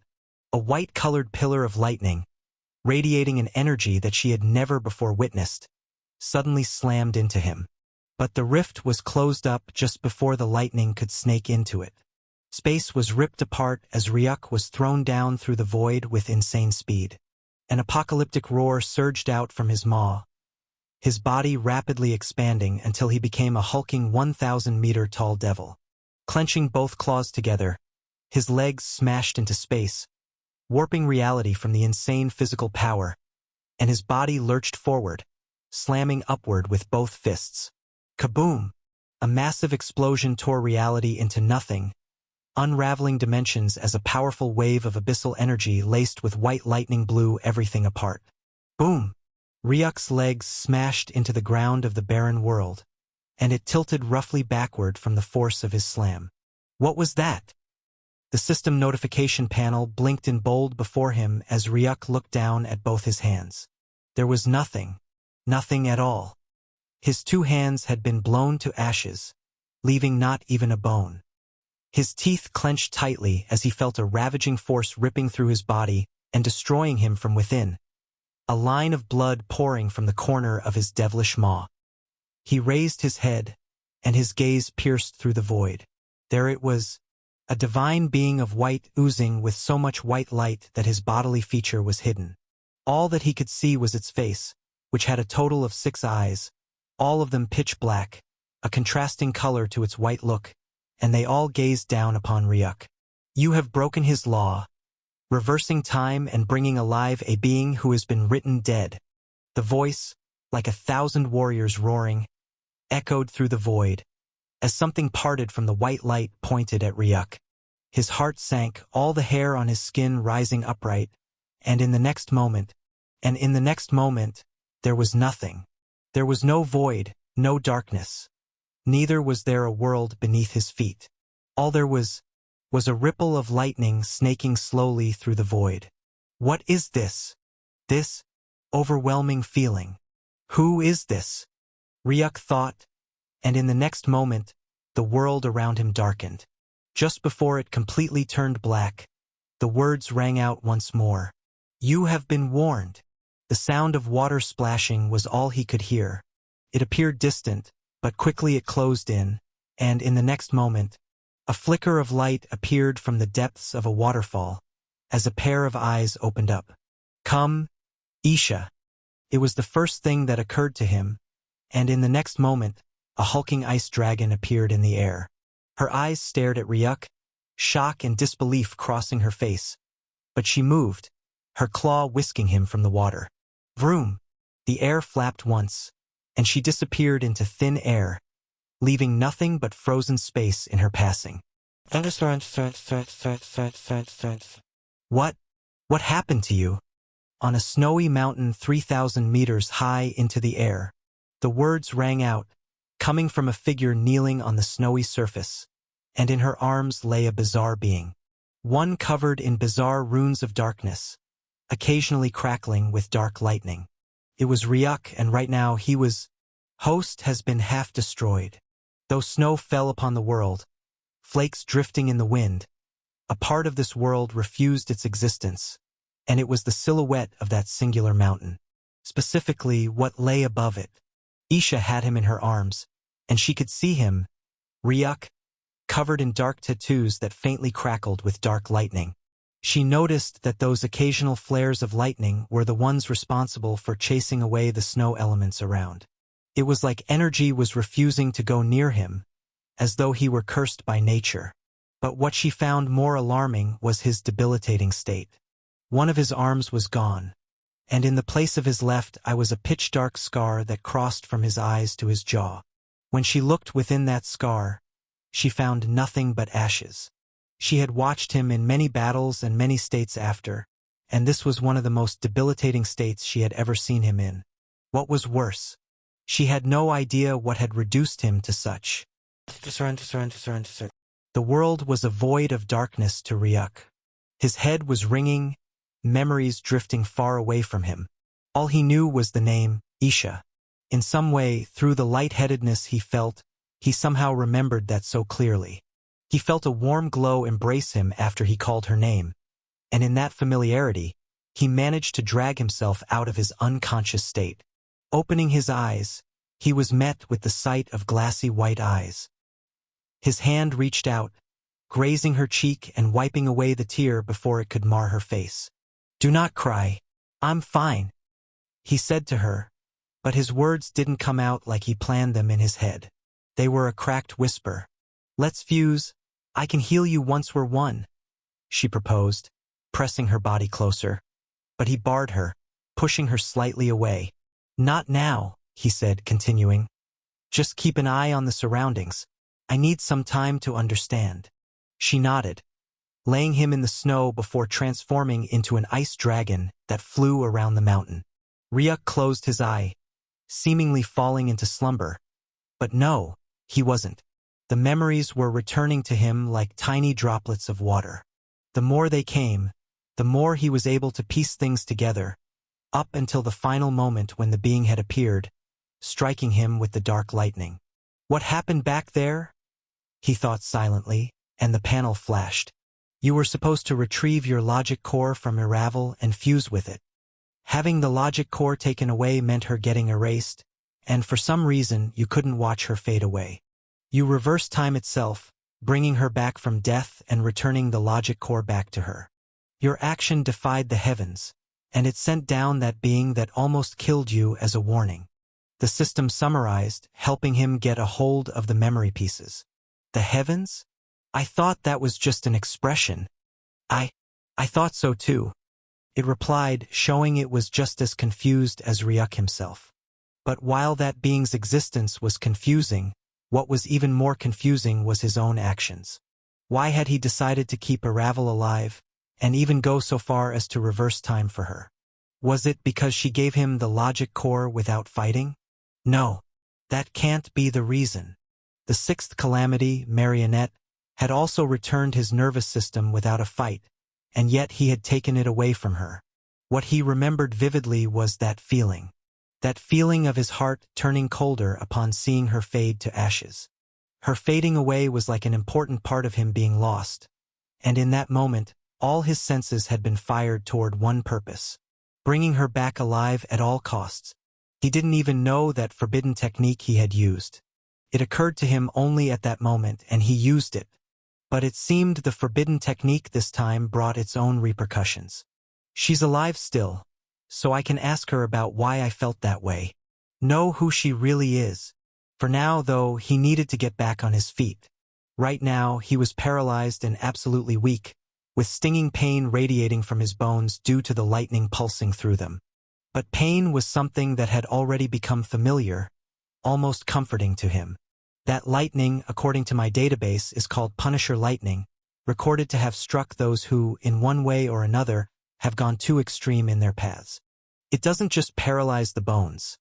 It also banishes the natural energy of the universe from that person, something most cultivators require to heal. Those who get struck by Punisher lightning are essentially cripples, and you are one right now. No wonder I couldn't feel the frost essence, though I'm sleeping on it. Ryuk thought in realization. It was why he had refused Isha to fuse with him, as he wasn't sure exactly what was wrong, and it could be debilitating if it got transferred to her. But being a cripple? No, he wouldn't himself that. His draconic bloodline used Etherius as the main source of energy, and that was indeed banned from him, so he couldn't use it to heal. The same is true for his null bloodline, which uses abyssal energy, and also his void apex energy and the rest. But he had an energy that didn't belong in nature. Hurricane energy. Sinking into himself, Ryuk focused on the dark lightning crackling within his bones. That energy was already within him, so no further touch was needed. He just needed to be able to control it. Silence was all there was for about an hour. But then, all over the dark tattoos upon his skin, purple runes started to take form, beginning from his neck and soon spreading across his entire body. Then, their colors shifted to black before they began to crackle with dark lightning. In the next moment, all of the lightning tattoos faded, only to reform on the back of Ryuk's left palm. With the tattoos gone from his body, the snowflakes drifted around him once more, some landing on his skin, and when they did, they spread a frosty, white, glass-like aura across his body, wiping away the dark ashes and replacing them with frost. In just another hour, his skin had turned back to normal once more, and he reverted to his draconic form.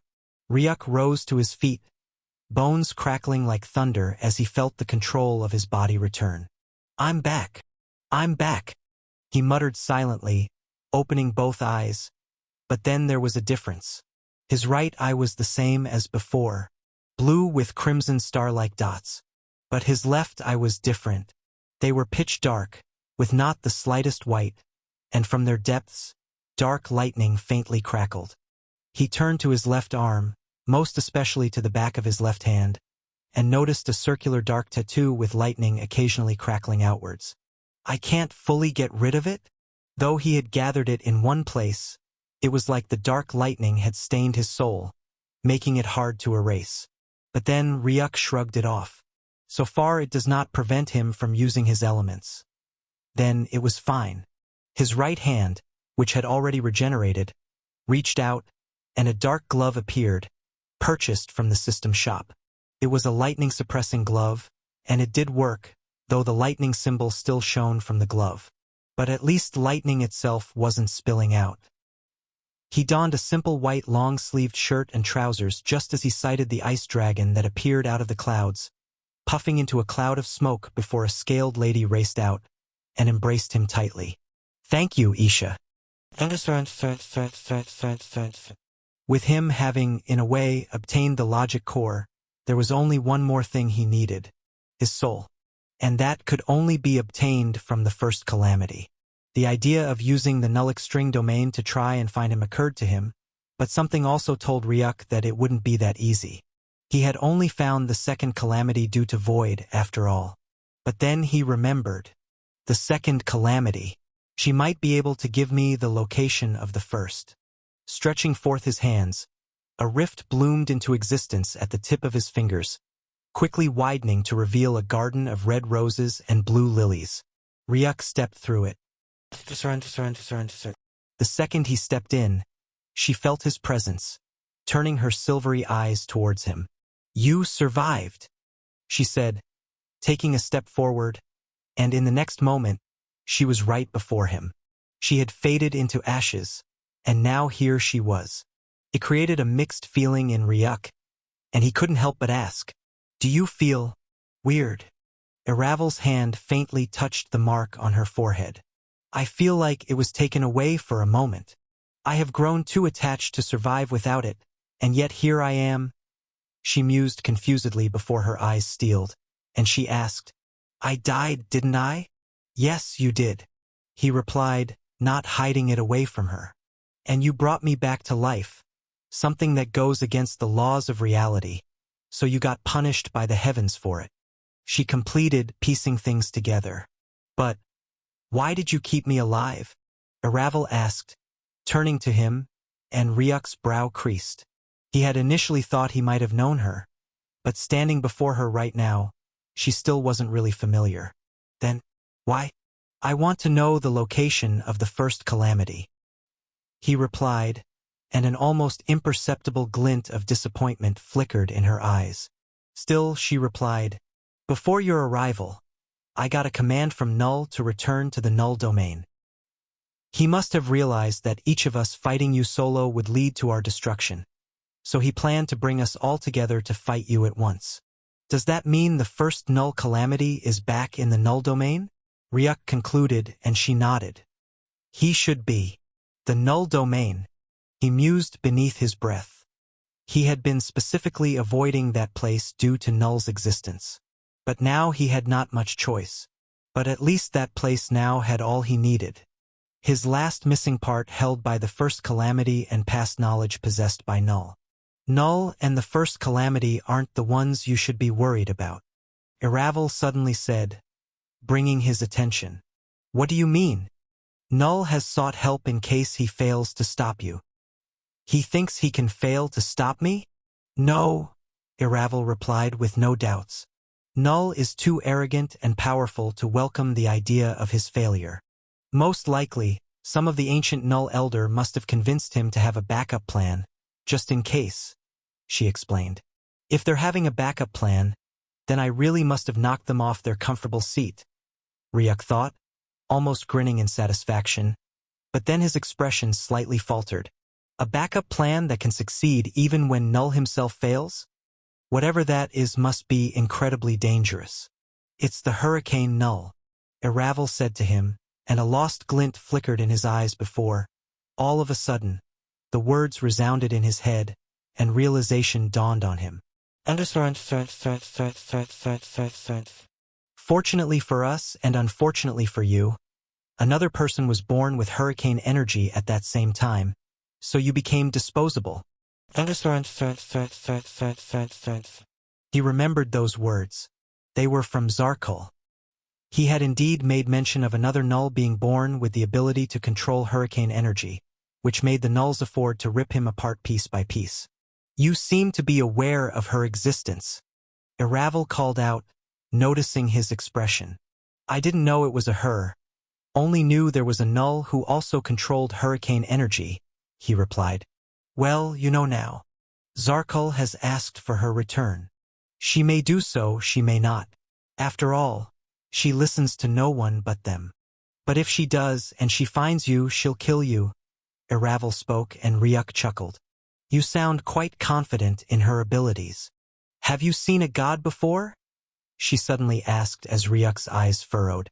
He had seen those races a couple of times now. The first was when he had gotten Iris, and her god family had come for her.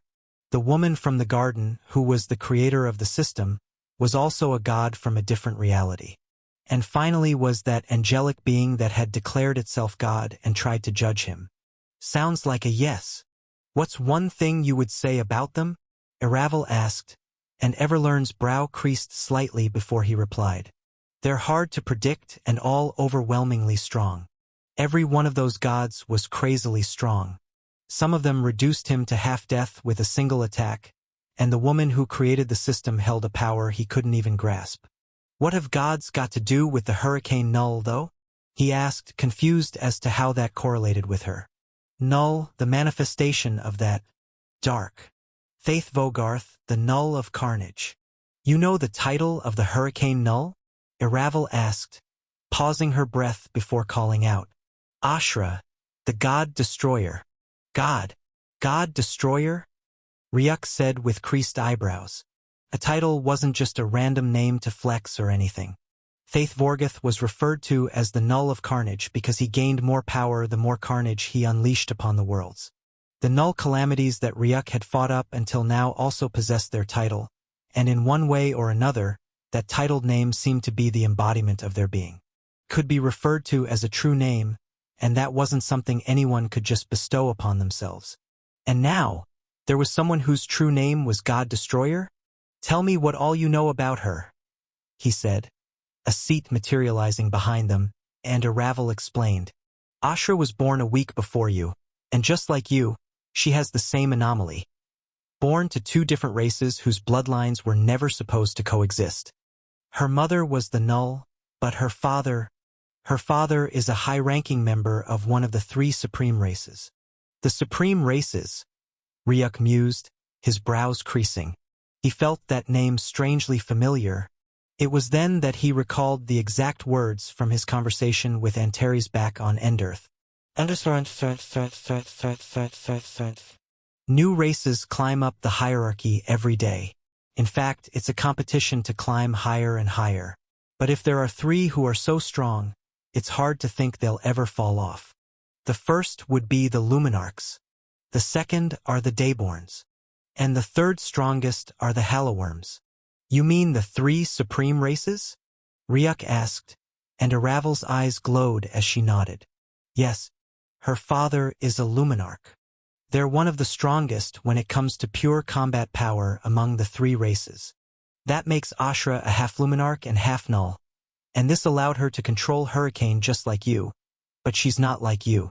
While you both possess Null bloodline, your half is that of a dragon, while hers is that of a supreme Luminarch. Her bloodline is stronger than yours. When she was born, her mother died, and her father took her away from us Nulls, bringing her to the Luminarch grounds. And she had been there ever since. Iravel explained. Ryuk hummed deeply. As powerful as we Nulls are, we do not dare face a Luminarch or speak back to one. Even Null itself wouldn't want to offend them. While you were being divided into pieces and retrieving everything back, growing stronger along the way, Ashra had been training in the Luminarch grounds, and at 16 years old, she was given a mission to kill a god. And what happened? Everlearn asked. She succeeded. Ever since, she had killed one god after another and eventually earned her name, God Destroyer. And almost half a century has already passed here in the upper realms. Now, you know why I am confident in her abilities, Iravel explained. Ryuk understood now. Ashra was just like him, a hybrid, but she was a greater hybrid, with the resources of an entire supreme race used to nurture her right from birth. Killing a god at 16? Ryuk was still being chased around by grady beasts at that age. To compare him to her was almost a joke. But then Iravel watched his face turn from serious to an amused grin. She would be an interesting opponent, he mused before the rift opened up. You have your answers now, Iravel said, as Ryuk hummed, turning to her while grinning. Are you really in that much of a hurry to die, Iravel? The question made her heart unconsciously thump harder, and he could definitely hear it. Ryuk stepped out of the rift. Where are you going? To the Null domain, he answered, and shock colored her face. But you cannot go there. You will be. Her words were cut off when Ryuk squeezed his palms, the rift immediately closing up.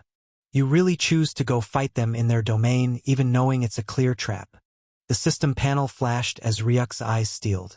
I have come to fight, and fight it will be until everything I want is achieved.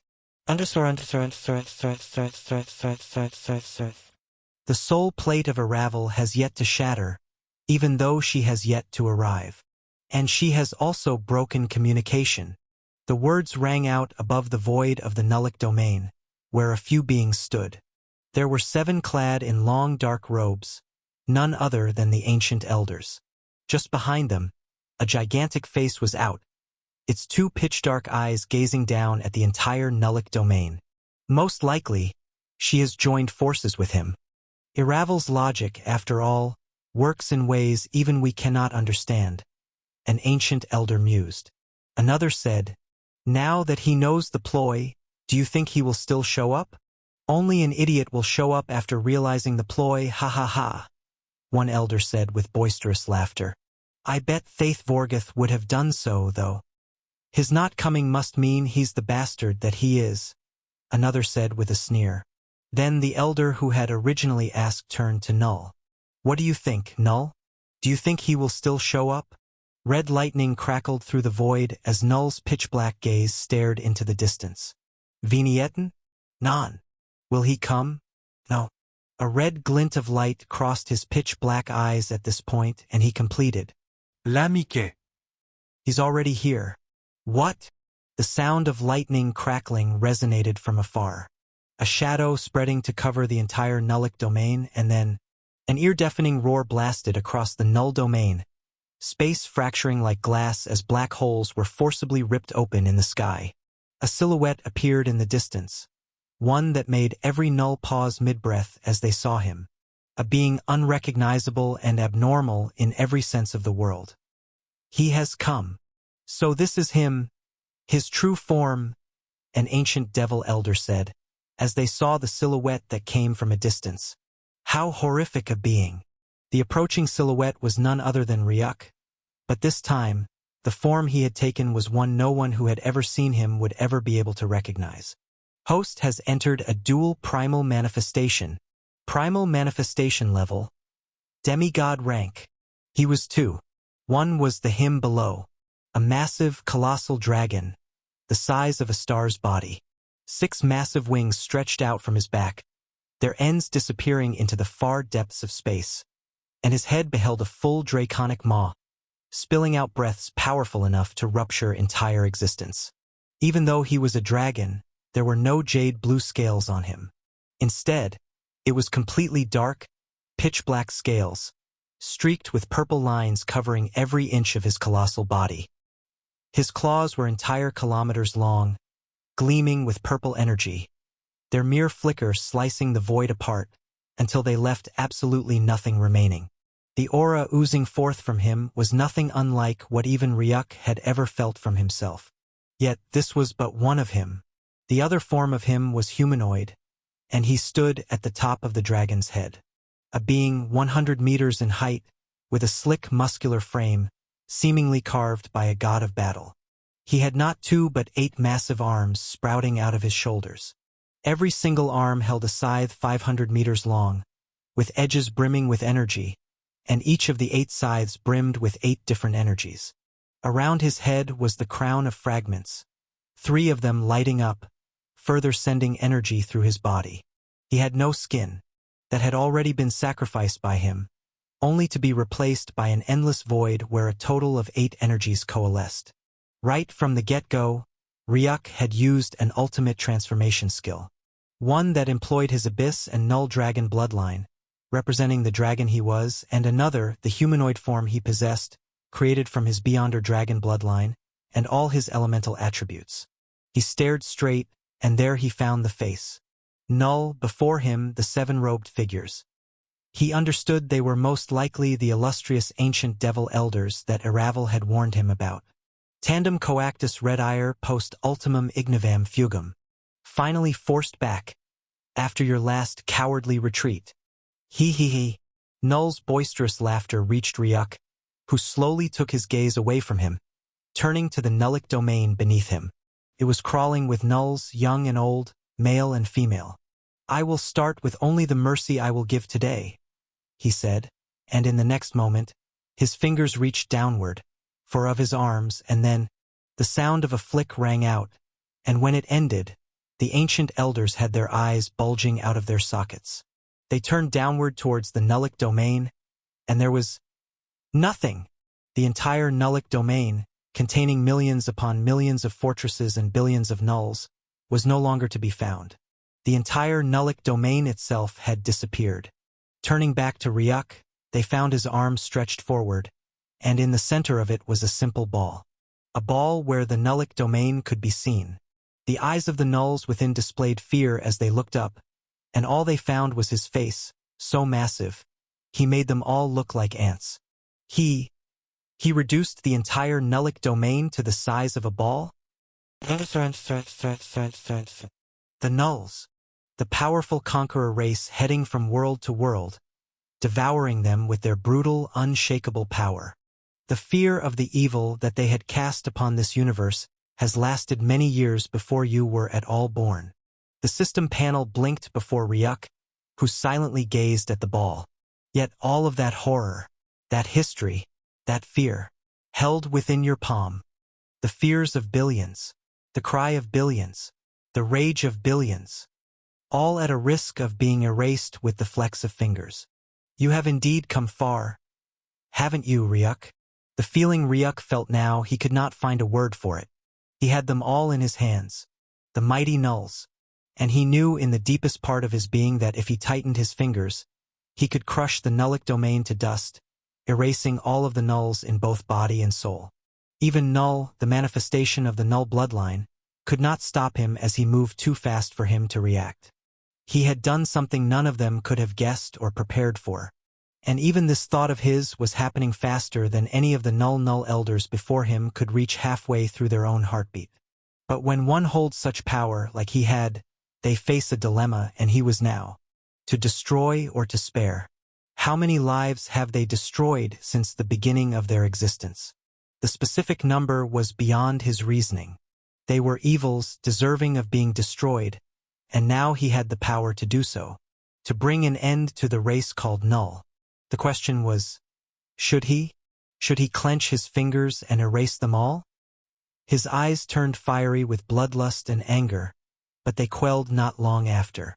This will be my last mercy to the Nulls, Ryuk mused, and in the next moment, a tiny void vortex appeared in his hands, and he threw the ball inside, disappearing to the devil knows where. It had happened too fast. All the ancient devil elders saw was the Nullic domain disappearing, reappearing in Ryuk's hands as a ball, and before they could move a muscle, the vortex had suddenly materialized, and the ball had been flung in. What? An elder said, his voice trembling, but he completed, What have you done? What have I done? Ryuk mused beneath his breath, and unconsciously. His humanoid form turned his head to the sky, looking at the endless void, and a line of blue tears silently trailed down his left eye. I gave them the last mercy I have. Skill activated. Oath of the Hollow Heart. Host has sacrificed a virtue. Mercy. Sacrifice accepted. The spirit of the eternal warlord, Nakamura, has now descended upon the host. One moment he felt, and the next there was nothing. He took one step forward and everything ended. The void was dark, but it turned darker. Then it was illuminated by a total of 8 lights gleaming through the space. But they were no ordinary lights. They were scythe arcs brimming with so much energy that the void around them was devoured, its power harnessed into the slash, further aiding its speed, and it headed for the 7 ancient devil elders, whose faces immediately changed to that of caution, but they reacted swiftly. Each grabbed the other's hands, the last 2 at the end stretching towards the incoming strike. Then they all uttered, Nullic Elder Art. Defending palms of Sadano. The words rang out like the echo of 1,000 as a rift opened up above them. A massive palm covered in devilish runes slamming out toward the approaching scythe strikes. Kaboom! A terrifying explosion raged through the void as palm and scythe collided, and in the end, both exhausted each other before fading. The elder turned upwards, finding Ryuk floating in the space, while slowly withdrawing his arm from their slashing position. Humph! We 7, along with Null, were able to take down even your father, Faith Vorgoth. You think you have a chance at all? One of the elders scoffed in mockery, but in the next moment, their faces changed. They turned forward and found out a truth. Ryuk was gone. He had 2 forms, one humanoid, and the other draconic. His humanoid form had failed in his attacks, but the draconic form was nowhere to be found. With eyes as cold as ice, Ryuk watched as the space between all 7 elders was sliced apart by a humongous claw of dark scales. 3 shields hastily spun out from 3 of the elders who tried to defend, only for the shields to be cleaved apart as the elders were sent flying into the depths of the void. When the claws landed upon the remaining 4 elders, they didn't even see it coming, and brutally the claws raked through their bodies, slicing them into 5 pieces before the accompanying energy wave completely blew them into ashes. Ryuk's humanoid form took a step to the side, and he disappeared. When he reappeared, his scythe cleaved forward, the same time that an elder stretched out his head from the void, only for his entire body to be divided into 2 halves.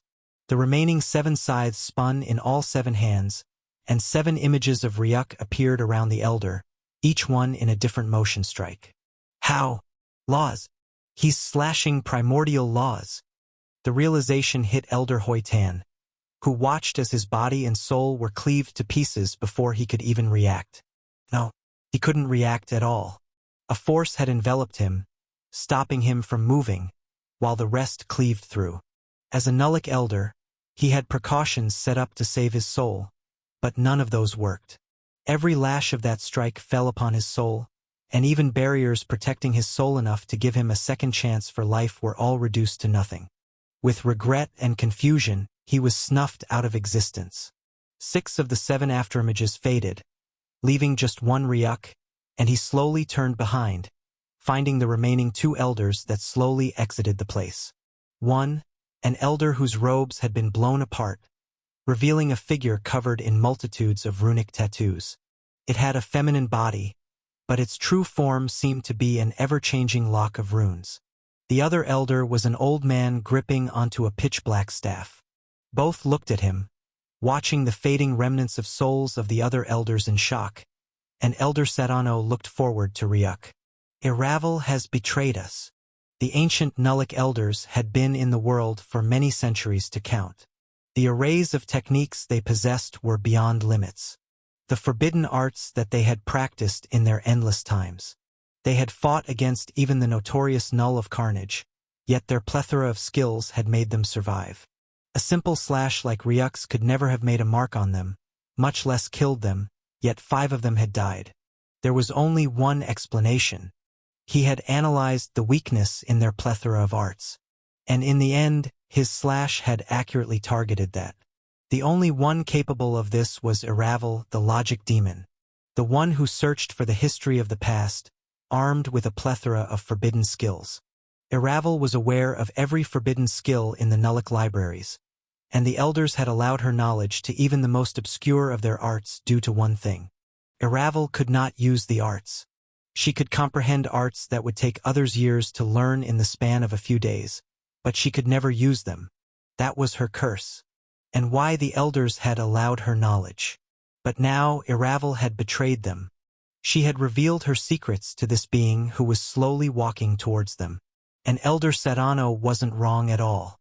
Ryuk had taken back his logic core and fused with it before he decided to take it off and return it back to Iravel. But even that little second of having the logic core gave him access to all the memories that lay within.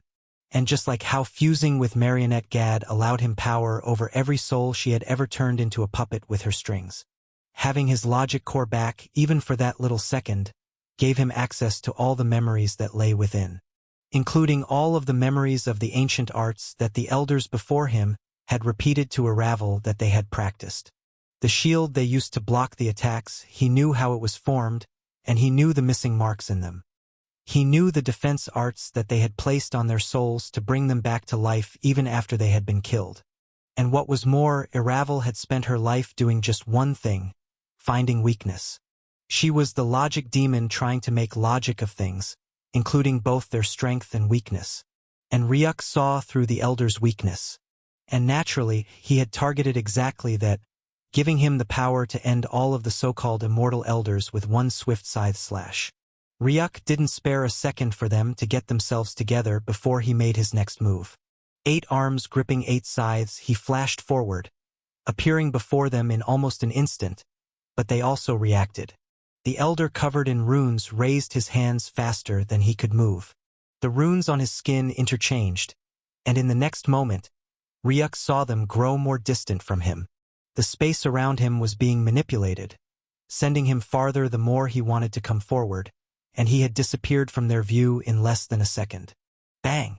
A sudden bang, and the elder's outstretched hands jerked backward, black blood spurting down from his palm, which held a scythe line. He broke through so easily? Immediately, Ryuk appeared in the horizon, soaring forward toward him. 5 scythes were launched forward with speed, and the elder unconsciously took a step back. All the scythes were before him before he could finish that step, and just as he was about to be cleaved to pieces, a suppressed sound was made, and each of the scythes suddenly paused in the air, hanging inches away from cleaving the elder to pieces. He turned away from the scythes and noticed the other elder. It was Elder Sadano, but now both of his arms rested upon his staff, whose bottom had been slammed onto the space, sending forth a ripple of interlacing dark runic lines. They had somehow managed to halt the scythe before he could be divided into pieces. Ryuk immediately switched his attention to Elder Sadano, cleaving out all 4 scythes in his hands. But time suddenly got slower, the scythes coming to a crawl along the elder, who raised his staff, gently stabbing it toward the center of Ryuk's chest. Boom! When the end of the staff reached Ryuk's chest, it released a terrifying explosion that erased Ryuk and the space at the other end, but it was only an afterimage. The sound of space being slashed to pieces rang out as Ryuk's arm, having turned to a blade, slashed toward Elder Satano's neck from behind. When it reached a meter around him, it paused once more as the elder raised his staff, slashing against the blade, but the blade cleanly slid over, continuing toward the elder's neck. Elder Sadano hurriedly shifted his neck, avoiding the cleave just as another blade slashed toward his chest at the same time. The elder took a step back, slamming his staff upon the void, and runes rushed towards Ryuk, halting his stab. Sadano Ardio, Elder Sadano called out, pointing his staff into the void above him. The sound of powerful, dark lightning rang out. It descended upon the elder's staff, forming a layer of lightning. He pointed the end to Ryuk. Darkio Lightnio Bind. Ryuk's air rose in alarm, and he shot back, but he had yet to move a kilometer when a lightning cage was formed all around him, encircling him. He slammed into the edge of the lightning wall, only for his body to turn into a lightning figure as millions of lightning voltages rang through his body. He tore himself out of the cage, floating in the center of the cage. He threw one of his 4 scythes toward the edge of the lightning cage and watched it immediately reduce to ashes, showing just how destructive the cage truly was. Turning his vision, he stared with furrowed eyebrows at Elder Sadano. According to the memories obtained from the logic core, he was the most ancient of the elders, older than every single being present, with the only exception being Null. None knew what he was fully capable of. Not even Iravel, the logic demon. But this cage could never hope to hold him down forever. You succeeded in binding him, Elder Sadano. The elder who had Ryuk's 4 thrown scythes around him spoke, as Elder Sadano slapped his staff forward to all 4 scythes. When it touched them, they were reduced to nothing but ashes. The tremor resumed normally, and the elder finally felt the hold on him fade away. Do not rejoice yet, Hammer, Elder Sadano called, turning to Ryuk, who was a blur in the cage, slamming here and there, though to Hammer he seemed to just be wasting his time, as the cage wasn't giving an inch. He will break out of the cage in 12 seconds from now, Elder Sadano called out calmly as Hammer's eyes widened. But he knows every one of the arts we have used and practiced, and the same for their weaknesses, thanks to Iravel. That means any art you may employ, he will be able to break it in at most 5 seconds. My Archeo Oratio is an art whose manuals have been lost, so Iravel did not truly understand it. Still, she knew the little pieces from other similar manuals, and that is why he would be able to break out of the cage soon. He explained to Elder Hammer, whose brows furrowed. If we cannot use any art, then what are we to do? We use an art that has never been recorded before, and never been studied by Iravel, Elder Sadano said, resulting in Elder Hammer's eyes creasing. All of the elders have always gotten their arts from the Nullic ancestral ground. Even any art studied by a Null outside the Nullic domain must have a copy of it always be reported to the ancestral ground for future generations to study. That had always been the law. Iravel had always stayed in the ancestral ground, and that was because due to her ability to comprehend manuals quickly. They allowed her there so that she could tutor other Nulls, allowing them to grow in power quickly. That also meant there was no Null art that they could employ, and she wouldn't know. But Elder Sedano, is there really such an art? Elder Hammer said with doubt. There is one, I know. Elder Sedano said, turning to Elder Hammer. The end of his staff stretched out, and he said to him, hold the end of the staff. Elder Hammer listened without a doubt, reaching forth his hand and grabbing the edge of the staff. Darcio Devurio Artio, Nullio Sacrificio, Elder Sedano called out, and in the next moment, the end of the staff morphed into the shape of a pitch-black, devilish maw phantom that swallowed Elder Hammer with one gulp. No! No! His spine-chilling screams filled with the pain of betrayal rang out, but they were cut off soon as the maw chewed, dark blood raining upon the void. Kaboom! The lighting cage was shattered as Ryuk finally broke out of it just to be faced with the scene of Elder Hammer's dying screams.